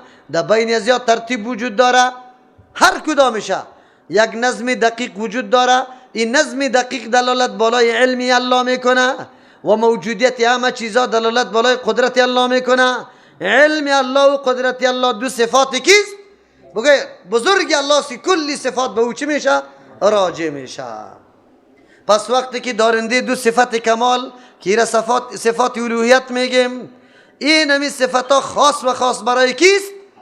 کسی دیگر این لایق بندگی شده نمیتونه. دلیلش است الله تبارک و تعالی ما انسان ها را قوی تفکر میده، بر ما میگه نظر بکنه انسان ها در ما حول یک گردوبریتان مشاهده کنید دلایل عظمت و معرفت الله را که الله را بشناسید، قدرت الله را که براتان واضح شود که الله کدام قدیر ذات است. ان فی خلق السماوات، میگه الله را از چی میشناسی؟ الله را در چی میبینی؟ الله را قدرتش، علمش، الله را تدبیرش، الله را اصلاحش مکمل در این مخلوقاتی که الله پیدا کرده من جسم سر چی میکنم؟ مشاهده میکنم. نظم دقیق مهیمد است. برگای درخت از یک شاخه بگی چه قسم به کدام ترتیب الله برگا را وضع کرده، این درخت بیرون ببینی چه رقم خطای خطوط مساوی، رگایی که مثل در وجود انسان است، در کدامش آب میرسه، این رنگ میبینی که رنگ کی برش داده. الله میگه این فی خلق السماوات، یقینا در پیدایش آسمان ها، والارض در پیدایش زمین، و اختلاف اللیل در اختلاف شب و نهار در از روز. اختلاف شب و روز، یکیش تاریک دیگهش چیست؟ روشن است. یکیش سرد دیگهش گرمه، یکیش کوتاه دیگهش به اعتبار اثر هم فرق داره. در روزی نهار برای طلب معیشت است، لیل برای سکون است. والفلک التي، و کشتی که تجری روان است، فی البحر در آب، بما به او مالایی که ینفع الناس نفع میده مردم، و ما انزل الله آن چیزی را که الله فرو فرستاده من السماء از طرف بالا، من ماء از آب، فاحیا به الارض پس زنده میکنه توسط از زمینه، یعنی زمین خشک در حرکت میاره، برکت های مختلف از این زمین ظهور میکنه. بعد موتها پس از خشک شدنش، و بس گسترده ساخته فیها در روی زمین من کل دابه، از هر نوع جنبنده را الله دایی پیدا کرده و موقع یا زمینه را برش مساعد کرده در زندگی را. و تصریف الریاح، گرداندنی بادا که انتقال میکنه باد از یک جای به جای دیگه. و السحاب المسخر، او ابری که رام کرده شده بین السماء والارض، در بین آسمان و زمین. لآیات در تمام این چیزا نشانه های قدرت الله، معرفت الله است یا دلایل توحید الله است. لقوم یعقلون، برای قومی که از عقل کار میگیره. این گپا را هر کس درک کرده نمیتونه. کسی که صاحب عقل و اندیشه باشه، قوی تفکر داشته باشه، این مردم درک میکنه که بله در بیرون که میبره وقتی نظر میکنه آخر معترف میشه که ربنا ما خلقت هذا باطلا سبحانك فقینا عذاب النار. چرا؟ این نظم و تنظیم میبینه، مشاهده میکنه، فضا را مشاهده میکنه، درخت مشاهده میکنه، بحر مشاهده میکنه، زمین مشاهده میکنه، کوه را مشاهده میکنه. عجیب است. انسان در آسمان نظر میکنه، میبینی چقدر سیاره ها و ستاره ها در اونجا هست، با کدام نظم و دیسیپلین یا میبره طلوع میکنه بعد از او غروب میکنه. دو ستاره بزرگ آفتاب و مهتاب که همیشه در زیر نظر ماست، یکیش در شب یکیش در روز با چشم میبینیم، حرکت منظم انجام میده. ادناترین چیستا کوتاهی یا ټالمټال در اونجا دیده نمیشه. خود به خود روان است یا ذاتی است که یار روان کرده؟ قطعا شده نمیتونه که ماده کور بتونه اینقدر نظم و نظام جهان چی بسازه؟ بگه ترتیب بده، تنظیم بده. قطعا نمیتونه. از خاطر انسان متفکر ده همه چیز نظر میکنه. شب و روز میبینیم ده اختیاری کسی نیست. ده این روزه اگر اختیار ده دست ما می بود، روزا را مثل روزای چی جور میکردیم؟ زمستانی. ای نه، بازی گرمی را از بین میبردیم، چی میکردیم؟ سرد میساختیم. شه خود اختیاری ما هست؟ نیسته. میگیم ذات دیگری در پشتی سر است که گاهی شب میاره، یکیش روشن کرده دیگه شه، یکیش دراز کرده دیگه شه، بس در اختیاری ما نیسته. و این نظم و ترتیب خیلی دقیق است، یعنی که دقیق نیسته، بالکل دقیق است. ذاتی است که علم داره، ذاتی است که زنده هست، ذاتی است که قدرت داره، ذاتی است که تدبیر میکنه، ذاتی است که کسی مانعش نیسته. بالای صفات الله دلیل شد یا نه؟ الله عزیز زبردست است، ارادش میچله. چرا اگر نمیچلی دی کارا حتما خلل دیش واقع میشد. میشد یا نه؟ یک شب میشد طولانی میشد، یک روز میشد که بیخی یک ساعت میشد. لیکن نه، این نظم خاصی داره. حتما در پشت سرش یک ذاتی است که عزیز است. از او خاطر انسان متفکر بعد از اینکه تفکر در این اشیا بکنه، وجدانش وادار به این میسازه که نظام دنیا تحت تاثیر قدرت ذاتی است که او قادر مطلق است، علم محیط داره، عزیز است، حکیم است، علیم است، حی است، قیوم است. این صفاتای الله تبارک و تعالی خود به خود به دست میاد و توسط صفات الله معرفت الله به دست میاد. معرفت الله چی میشه؟ به دست میاد. قادر مطلق کدام ذات است؟ عزیز کدام ذات است؟ حکیم کدام ذات است؟ علیم کدام ذات است؟ قیوم کدام ذات است؟ مالک متصرف کدام ذات است؟ پس لایق بندگی کدام ذات است؟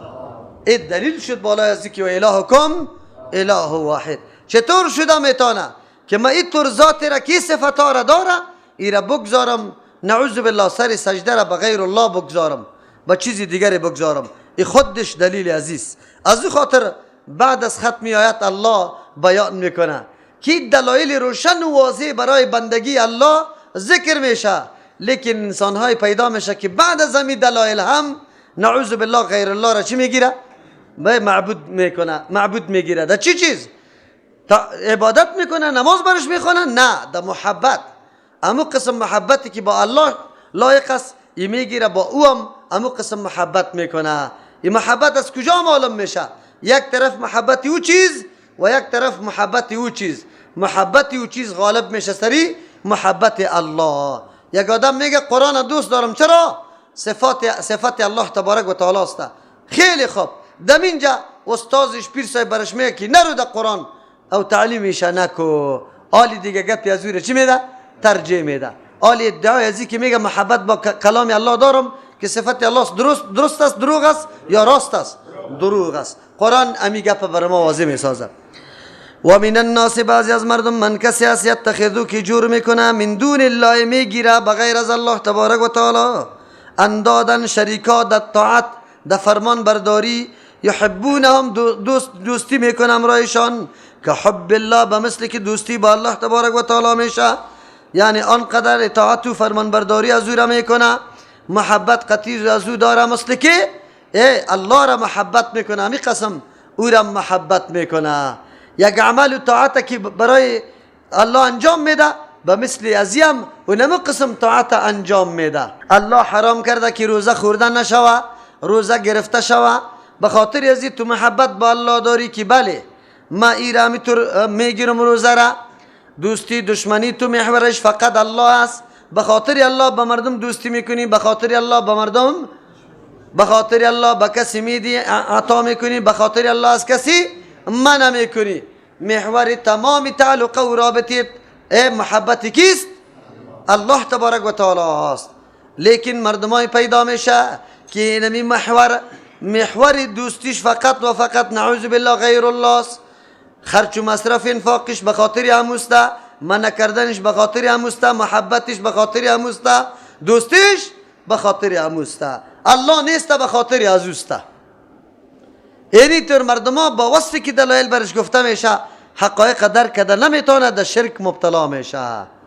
اینی رقم چرا محبت الله را میگذاره، محبت غیر الله را میکنه. محبت الله را نمیکنه. قطع غیر الله محبت خیلی زیاد داره. چرا؟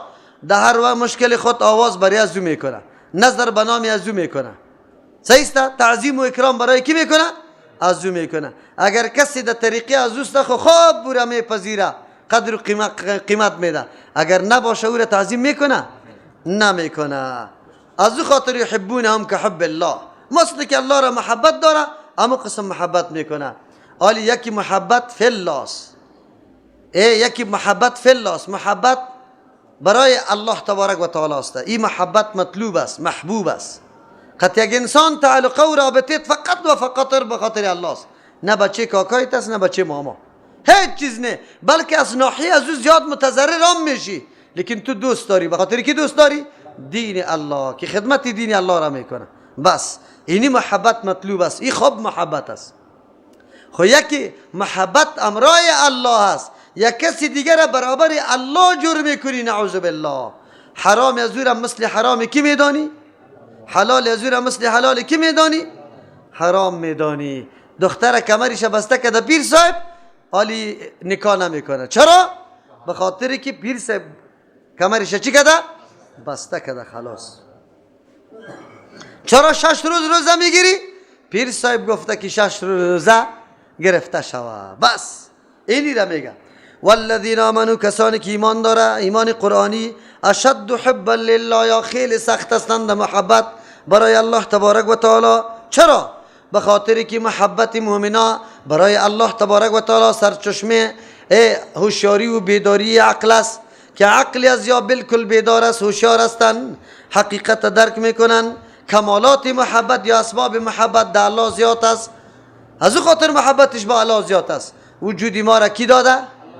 الله. رحم بالای ما کی میکنه؟ عزت ما را کی میده؟ قوت ما را کی میده؟ رحم سر ما کی میکنه؟ بخشش ما را کی میکنه؟ تربیت ما را کی کرده؟ باز به طرف کی رجوع میشیم؟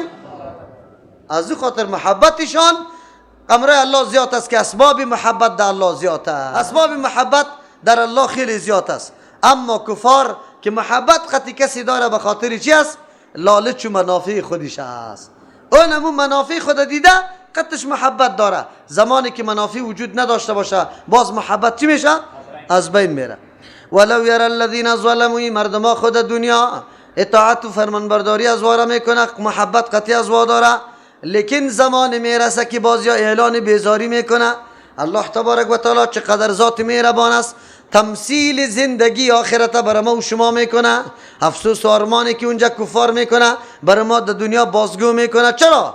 به خاطری که ما و شما نعوذ بالله به محبت غیر الله دلبند نشویم، که سبب همچنان افسوس و حسرت میشیم. چی رقم است؟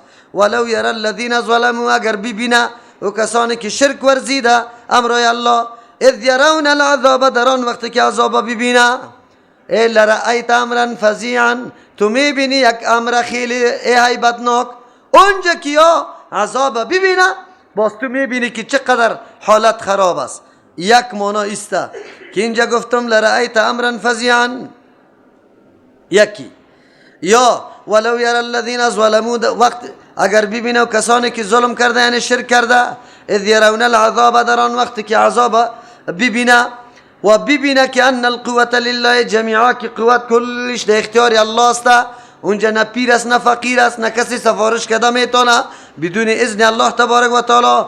و ببینه که ان الله شدید العقاب، که الله سخت عذاب دهنده است. چی میکرد؟ ما اشرکو و ما حبو غیر الله، شرک نمیکردن، محبت با غیر الله نمیکردن. یا اینطور متخذو من دون الله اندادا، نمیگرفتن بغیر از الله برای خود چی را؟ شریک جور نمیکردن. چرا؟ اونجا حالات میبینه، باز میفهمیدن که ما چقدر گناه و جرم بزرگ کردیم. خواهی برشان معلوم نیسته، فکر میکنه که راه نجات هم همیسته. آلی بسیار مردم همیطور است. خب الله تبارک و تعالی در اینجا مکالمه از یاره برای ما ذکر میکنه. چه رقم مکالمه؟ تابعدارا و متبوعین در بین خود چه قسم حالت سرش میاد؟ اذ تبرأ الذین اتبعوا، در آن وقتی که اعلان بیزاری میکنه کسانی که اتبعوا تابعداریشان کرده شده، صاحبان رسوخ و نفوذ هستند. اینجا مفسرین میگه یا مراد بتهای سنگی نیست، بلکه در اینجا هر کسی که غیر الله تبارک و تعالی پرستشش کرده میشه. چرا اینجا مراد از پیش سنگان است، انسان ها و جنیات هستند که مردم او را معبود قرار داده. در وقت حاجت ها برایشان چی کرده؟ آواز داده، به نامایشان نظر کرده. در آن وقتی که اعلان بیزاری بکنه اتبعوا، مردم های متبوعین، من الذین اسکیت اعلان بیزاری میکنه، من الذین اتبعوا، از کسانی که تابعداریشان کرده. ما قطعا سرکار نداریم خدا خلاص کنه، ما قطعا زمیتان زده نمیتانیم. و تقطعت بهم الاسباب، و قطع شوا بالایشان الاسباب، کل تعلقات پیری مریدی شاگردی ملایی که داشت مکمل قطع میشه. او چیزی را که اسباب نجات یا میدانستن و مکمل از بین بره. و قال الذین اتبعوا، بگویندو کسانی که تابعداری کردن چی میگن برایش؟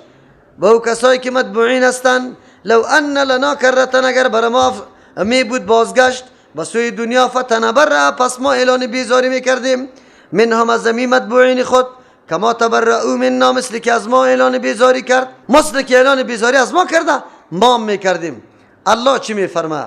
کذالک یریهم الله، اینمی قسم الله نشان میده یار اعمالهم، نتیجه اعمالشانه یا خود عملشانه، حسرات علیهم، که مایه افسوس است بالای خودشان که وی کار نمیکردم. و ما هم بخارجین من النار، نیست یا بیرون شدنی از آتش. چرا؟ شرک کرده و توبه از پیشش نکرده. الله علی در مشیت خود یار قرار نمیده. الله تمثیل میکنه امو حالاتی که اونجا پیش میشه. روز میرسه که متبوعین از تابعین اعلان بیزاری میکنه، قطعا میگه ما فرمان نداده بودیم، هوا و هوسشان یار وادار ساخته بود که پرستش ما را بکنه، نعوذ بالله.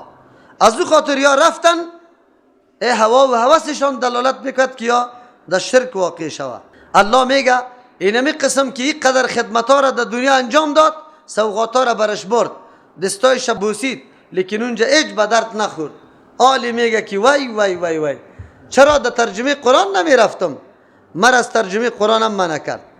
این خو مرا میگفت که در دل خود تو را شمار نمی کنم، در ترجمه متوکل اگر رفتی در دل خود. خو آلی کجاست در دل؟ باز بعد از افسوس میکنه که یک دفعه بر ما الله نوبت میداد که پس میرفتیم. اول کسی که پیرا میکشت ما بودم ما میکشتم شه. چرا؟ که سالا دستای زیر لیسیده رفتم، آخرم انجامم به این سرنوشت مبتلا شد. جایی که چیزی خوب نبود در دانی ازی مزه میداد، پیدا میکردم دهی می آوردم، پیدا میکردم دهی می آوردم. بچهش قرار خواب، هیچ نه کار کن نه روزگار، نه زمین بکار نه محنت بکو، همه چیز آمده. یک عرس بیگی عرس هم به نام شیخ عبدالقادر جیلانی، که برنج است از هر طرف بوجا تا میشه، بی پای روغن است، پیسه انداز است، بوره ها و چای است، جمع میشه 200 سر برنج لکس اعلا، روغنا، بوره ها پخته میکنه 25 سر برنج شوله‌ای را. او را مو قدر چی میسازه؟ اوگین پخته میکنه که در انگشت نمیه، مانده میشی خو سیر نمیشی. باز چی میگه؟ باز میگه این لنگری پیر صاحب این قبر برکت کرد. دروغ چرا میگی؟ برکت کجا بود؟ ایره که اوگین پخته نمیکرد 10 نفری را خلاص میکرد. این همو ترکه ده با سرخ میپرته، او یخام نمیشه، او مانده میشه، خجالت میکشه که حالی 2 ساعت خود تیر کردم، 3 ساعت اگه تیر کنم مردم سرم خنده میکنه، باز شکم سیر نشده میخیزه که تو عرس میکنی، میلاد چی میکنی؟ عرسی فلانیسته، عرسی ابوبکر رضی الله عنه چرا نمیکنی؟ از عمر را چرا نمیکنی؟ از عثمان چرا نمیکنی؟ از علی را چرا نمیکنی؟ که از جناب فلانی را میکنی؟ ها؟ چقدر چلیات دارن، ها؟ چقدر مردمای ساده لوح پیدا کرده، ها؟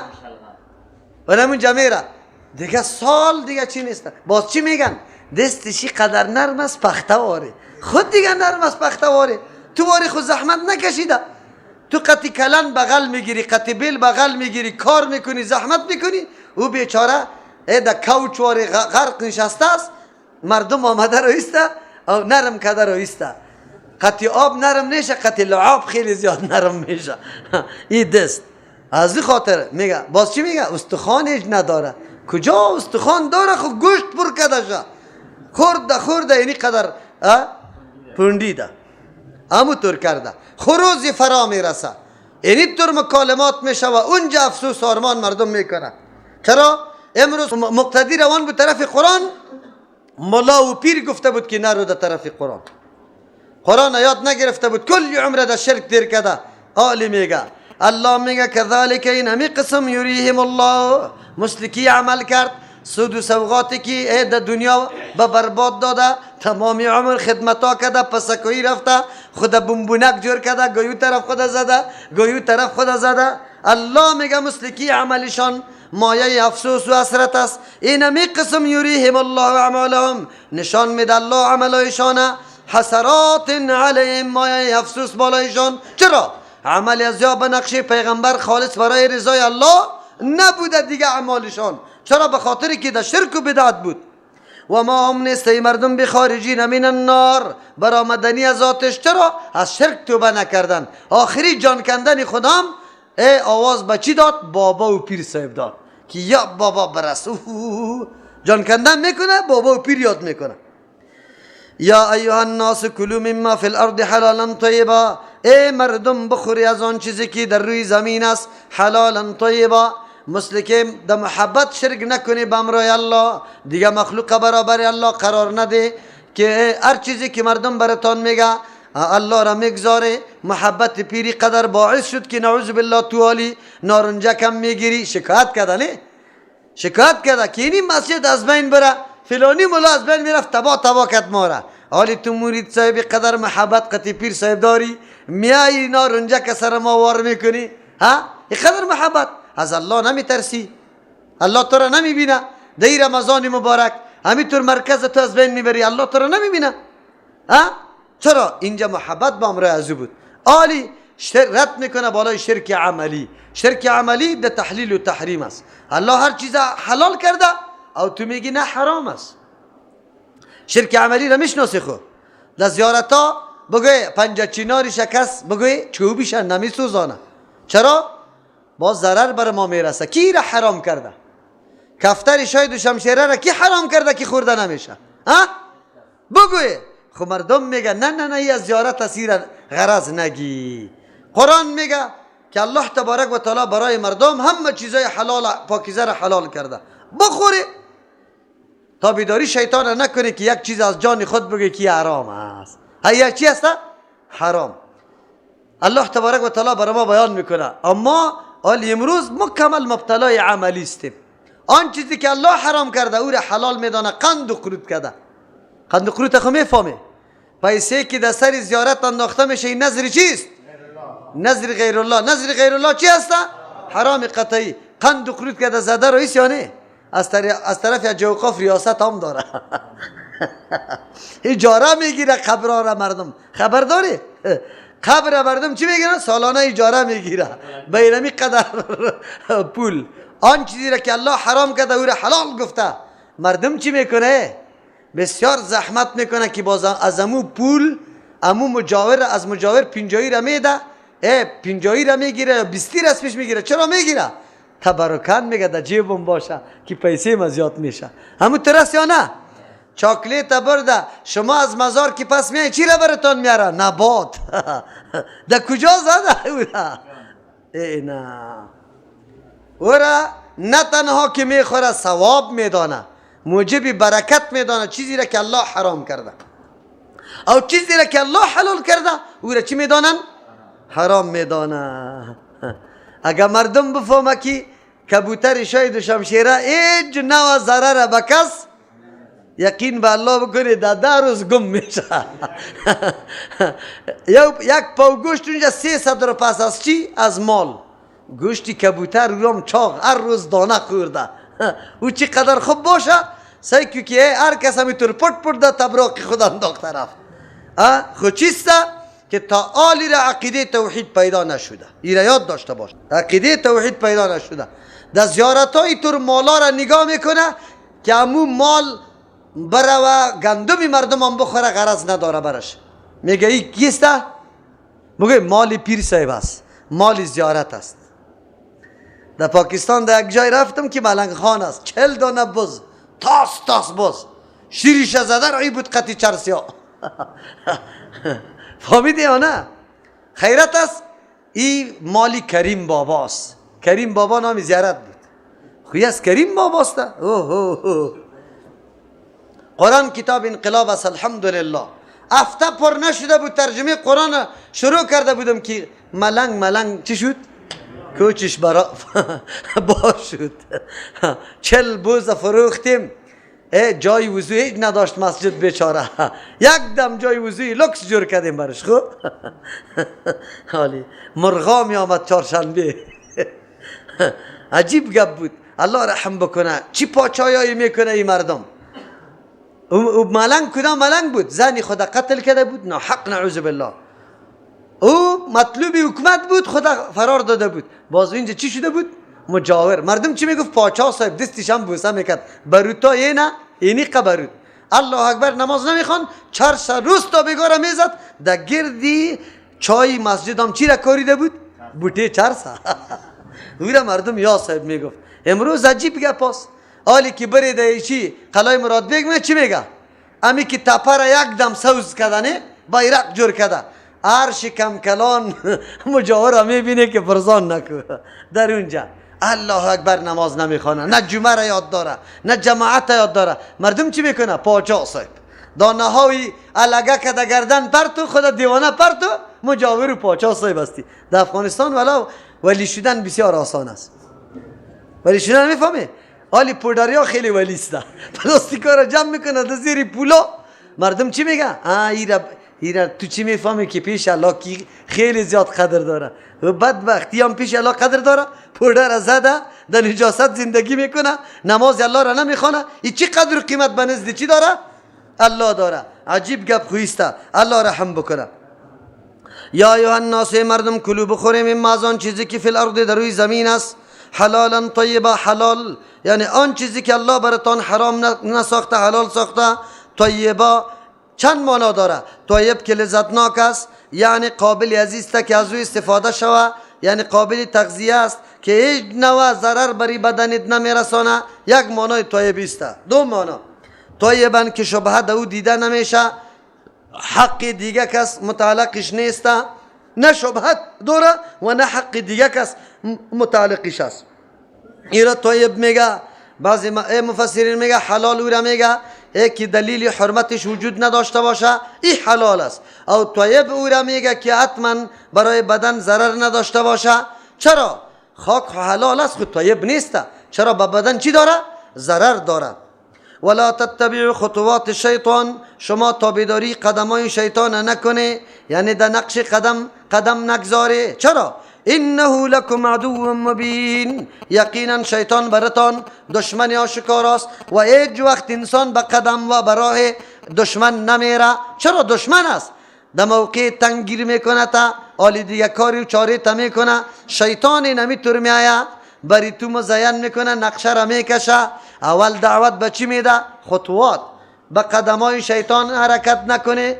خطوه ای را میگه مسافه که در بین قدم است. اینجا شیطان میاد اول نقطه را آغاز میکنه، تو را دعوت میده. شیطان تو را اول در قمار مبتلا نمیسازه که برات بگویا بیا قمار بزن، نه قطعا اینطور نمیکنه. اول مزین میکنه بری تو چقدر خوب بچه است، قطعی ازی دوستی بکو، ای خیلی آدمی اخلاقی است، دوستی کردی. بچه حالی بری تو میگه بیا کی بریم تا اونمو جرا، کجا بریم؟ اونجا دیگه دوست هست، ببینی معرفی شوی. اونجا که میره شروع است قمار، شروع است، برات میگه بشی، نه من قمار نمیزنم. تو حالی نه نمیزنم، مرا غرض نگی، برو. خو خیر است. خودش میشینه این مردکه امروز خودم حاکم گرفته، سبا باز میبره شد او طرف، بیا که بریم خیر است، تو خو نمیزنی نزن. خب ما اونجا که میره آیستایی کده بای میده رفیقش، برش میگه یک چند روپه در جیبت نیست؟ یک چند روپه را یه کمک میکنه. سبا دیگه سبا کی یک چیزی میدانی میبره، جیبای نمی قدر لک میشه، برش میگه بیا در فلانی هتل بریم. لکس پلواره که برای ازی داد، حالی شیطان چی میگه؟ او برابر امیام نیستی، از امو صد موزیک ده یک قمارباز خوب است.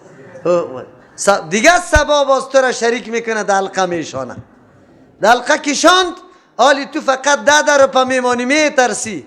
زمانی که از پیشت رفت حالی چی میکنی؟ ای لنگی مرا بگی واسکت مرا، نعوذ بالله آخر زن هم بگیره و میده چیزی خود دیگه باقی نمیمانه. از نقطه صفر شروع شده بود یا نه؟ دعوت به سوی گناه از نقطه چی میشه؟ صفر. قدم قدم تو را پیش میبره. از همون خاطر پیغمبر علیه السلام میگه انسان که گناه کنه یک نقطه سیاه پیدا میشه، زود تلاش بکن که نقطه سیاه را از بین ببری، وگرنه دیگه نقطه. امروز بچه سر لچ کده، کلا را اوسو کده، سبا باز چی میکنه؟ یک کمی رو غنیموی پیدا کده، شک کده، پیکه جور کده. دیگه سبا چی میکنه؟ تسبیحه که پیدا کرده در دستکی. پس دیگه سبا چی میکنه؟ کلمه داره در اینجا انداخته. پس دیگه چی میکنه؟ سیگرت میکشه. پس دیگه پودر میکشه. پس دیگه در مجلس شراب میره. پس دیگه اولش آمده که در دزدی گیر شده، حالی برو دیگه در بندی خانه قطش لیت پلیت. از روز قدم اول، این قدم اول شیطان است که ما را میمانه. تفلکای خوردی تان از اول نیم قوله لباس آموخته نکنی، سرلچ آموخته نکنی، از ابتدا در نماز تشویق کنی، در روزه تشویق کنی. در می حالت باید روزه بگیره، نماز بخونه، عادت شوه، خوی بگیره، تمایل و رغبتشی طرف پیدا شوه. در هر چیزی که میخوای اولادتان برسه از خوردی قطشان. اگر میخوای که خب اطفال فرهنگی بیا، فرهنگ دوست بیا، کاغذ برش بده، قلم بده، چیر کنشه، همونطور از درو خط بکشه، کم کم همینطور بده. اگر نه که اونجا تلویزیون روشن کرده که دید که خواندن میکنه، این دستا را برش شور داده رئیس تانه کمی کلان میشه. چی میگه؟ میگه من صدای پروین خوشم میاد، صدای احمد ظاهری قدر فریفتیش هستم که هیچ پرسان نکو. حالی همینطور از فریفته ها یا نیست؟ زیاد پیدا میشه. از همون خاطر نه، بنیاد پیش خودیت است. شیطان هم تلاش داره قدم اول از صفر سری تو کار شروع کنه تا که اینطور غرقت کنه که باز خدا کشیده نمیتانی. پودری حالی خوب میفهمه که زندگیم تباست، خب برآمده میتونه؟ نمیتونه، زندگیش خراب ابتر است. باز اونجا میفهمه. زنام از اول نقطه شروع میشه. اول مکالمه تلفنی است، مسیج روان شد، دوست دارم، بسیار دختر زیباست، به خاطر دینداری دوست دارم. ای فسقه بیبی، ای بیراهگی را ببینه. چرا؟ حجابی تا دوست دارم. دروغ نگو خبیث فاسق، تو حجابت درست داری؟ اگر تو مسلمانی واقعی باشی مسیج روان نمی کنی. با دختر مسلمان، با خواهر مسلمان اینطوری مکالمت رواست حرام است یا رواست؟ این حرام است. بعد از او عکس روان میکنه، بعد از او کردیت روان میکنه، بعد از او تمنای چی؟ دیده نمیکنه. کجا؟ در لیلی پانتون. در کجا؟ در شاهد و شمشیره. در کجا؟ در شهدای صالحین. باز مطالبه میشه که اخلاقی تا من ندیدم، تو باش اخلاقی خوب داری یا نه؟ خیر میریم یک دفعه بیرون، کدام طرف میریم؟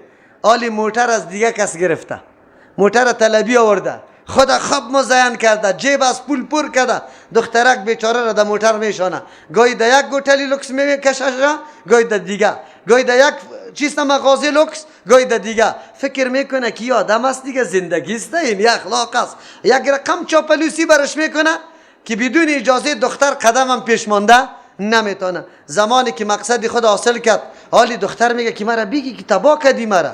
نه، اگر تو دختری درست میبودی ترکار قتم نمیکردی. نعوذ بالله. در بدر خاک بسر اونجا نعوذ بالله 4 روز بعد حامله میشه. این رسوایی دیگر بیبی باز برو حالی دا عذرزاری به دکترها بکو که قاتل اولاد تام شوی. نعوذ بالله. این سرنوشتار شما بالکل این واقعیت هاست، کتابا نوشته شده سری ازی که چقدر تباهی و بربادی شده. قوم لکدار، قوم رسوا، خود رسوا، زندگی خدا چی کردی؟ از بین برده. یقینا ما در یکی از رساله ها که یکی از خواهرها در عربستان یک خواهر مبتلا به اینطور گپ شده بود، امو مردکم حال خدا بیان کرده و دختر هم زمانی شده که هر دویشان در بیرانه یک جا شده و جان میده در بیرانه رفته و اونجا در بیرانه زندگی میکنه، جان میده. دختر همین طور میگه که من خود توبه کشیدم ولی در روز قیامت از جاغید گرفته نیستم. با کدام سرنوشت مرا مبتلا کردی؟ نه عزت من بر من، نه آبرو، نه زندگی را دیدم. امروز و نمو طور است. امروز بزرگترین و خطرناکترین موقع اینمی موضوع است. دختر باید تلفن نداشته باشه بی موجب. اگر داشته باشه مراقبت شوه، با هر کس زنگ نزنه. این کارا را وقتی کسی اطمینان میتونه که تقوای درست داشته باشه، معلومات اسلامی داشته باشه. و دختری تو که خنده میکنه، خود دید به گوش خود قطعی او کسی که در استودیوی رادیوست نشسته است برش میگه خیلی خوشم میایی، صدایت خوشم میاد، تو یک دفعه فلانی شعر زمزمه کو قربانیت شم، باز برات میگه. او تو جناب میشتویم از این که در دوسی بزرگ دیگه است قطعا وجود نداره. خب حالی کجاست؟ رادیوهای ما کلی برنامهشان سری چی پیش میره؟ سری نمی مکالمات است. چی پخته کده ای؟ چی چیزا خوش داری؟ چی رقم پخته میکنی؟ کی میمانیت است؟ کی در فلانی جای میری؟ مصرفت کردیتت مصرف میشه، به نام الله کسی از پیشت سوال میکنه 1 روپیه نمیدی، در چیز دامن یهود و نصارا ریختانده برو مالیتا. مکالمه زنایی رم نعوذ بالله کرده برو، باز رمضان از دیگه طرف باشه، باز دیگه چطور مؤمن خدا میگیری؟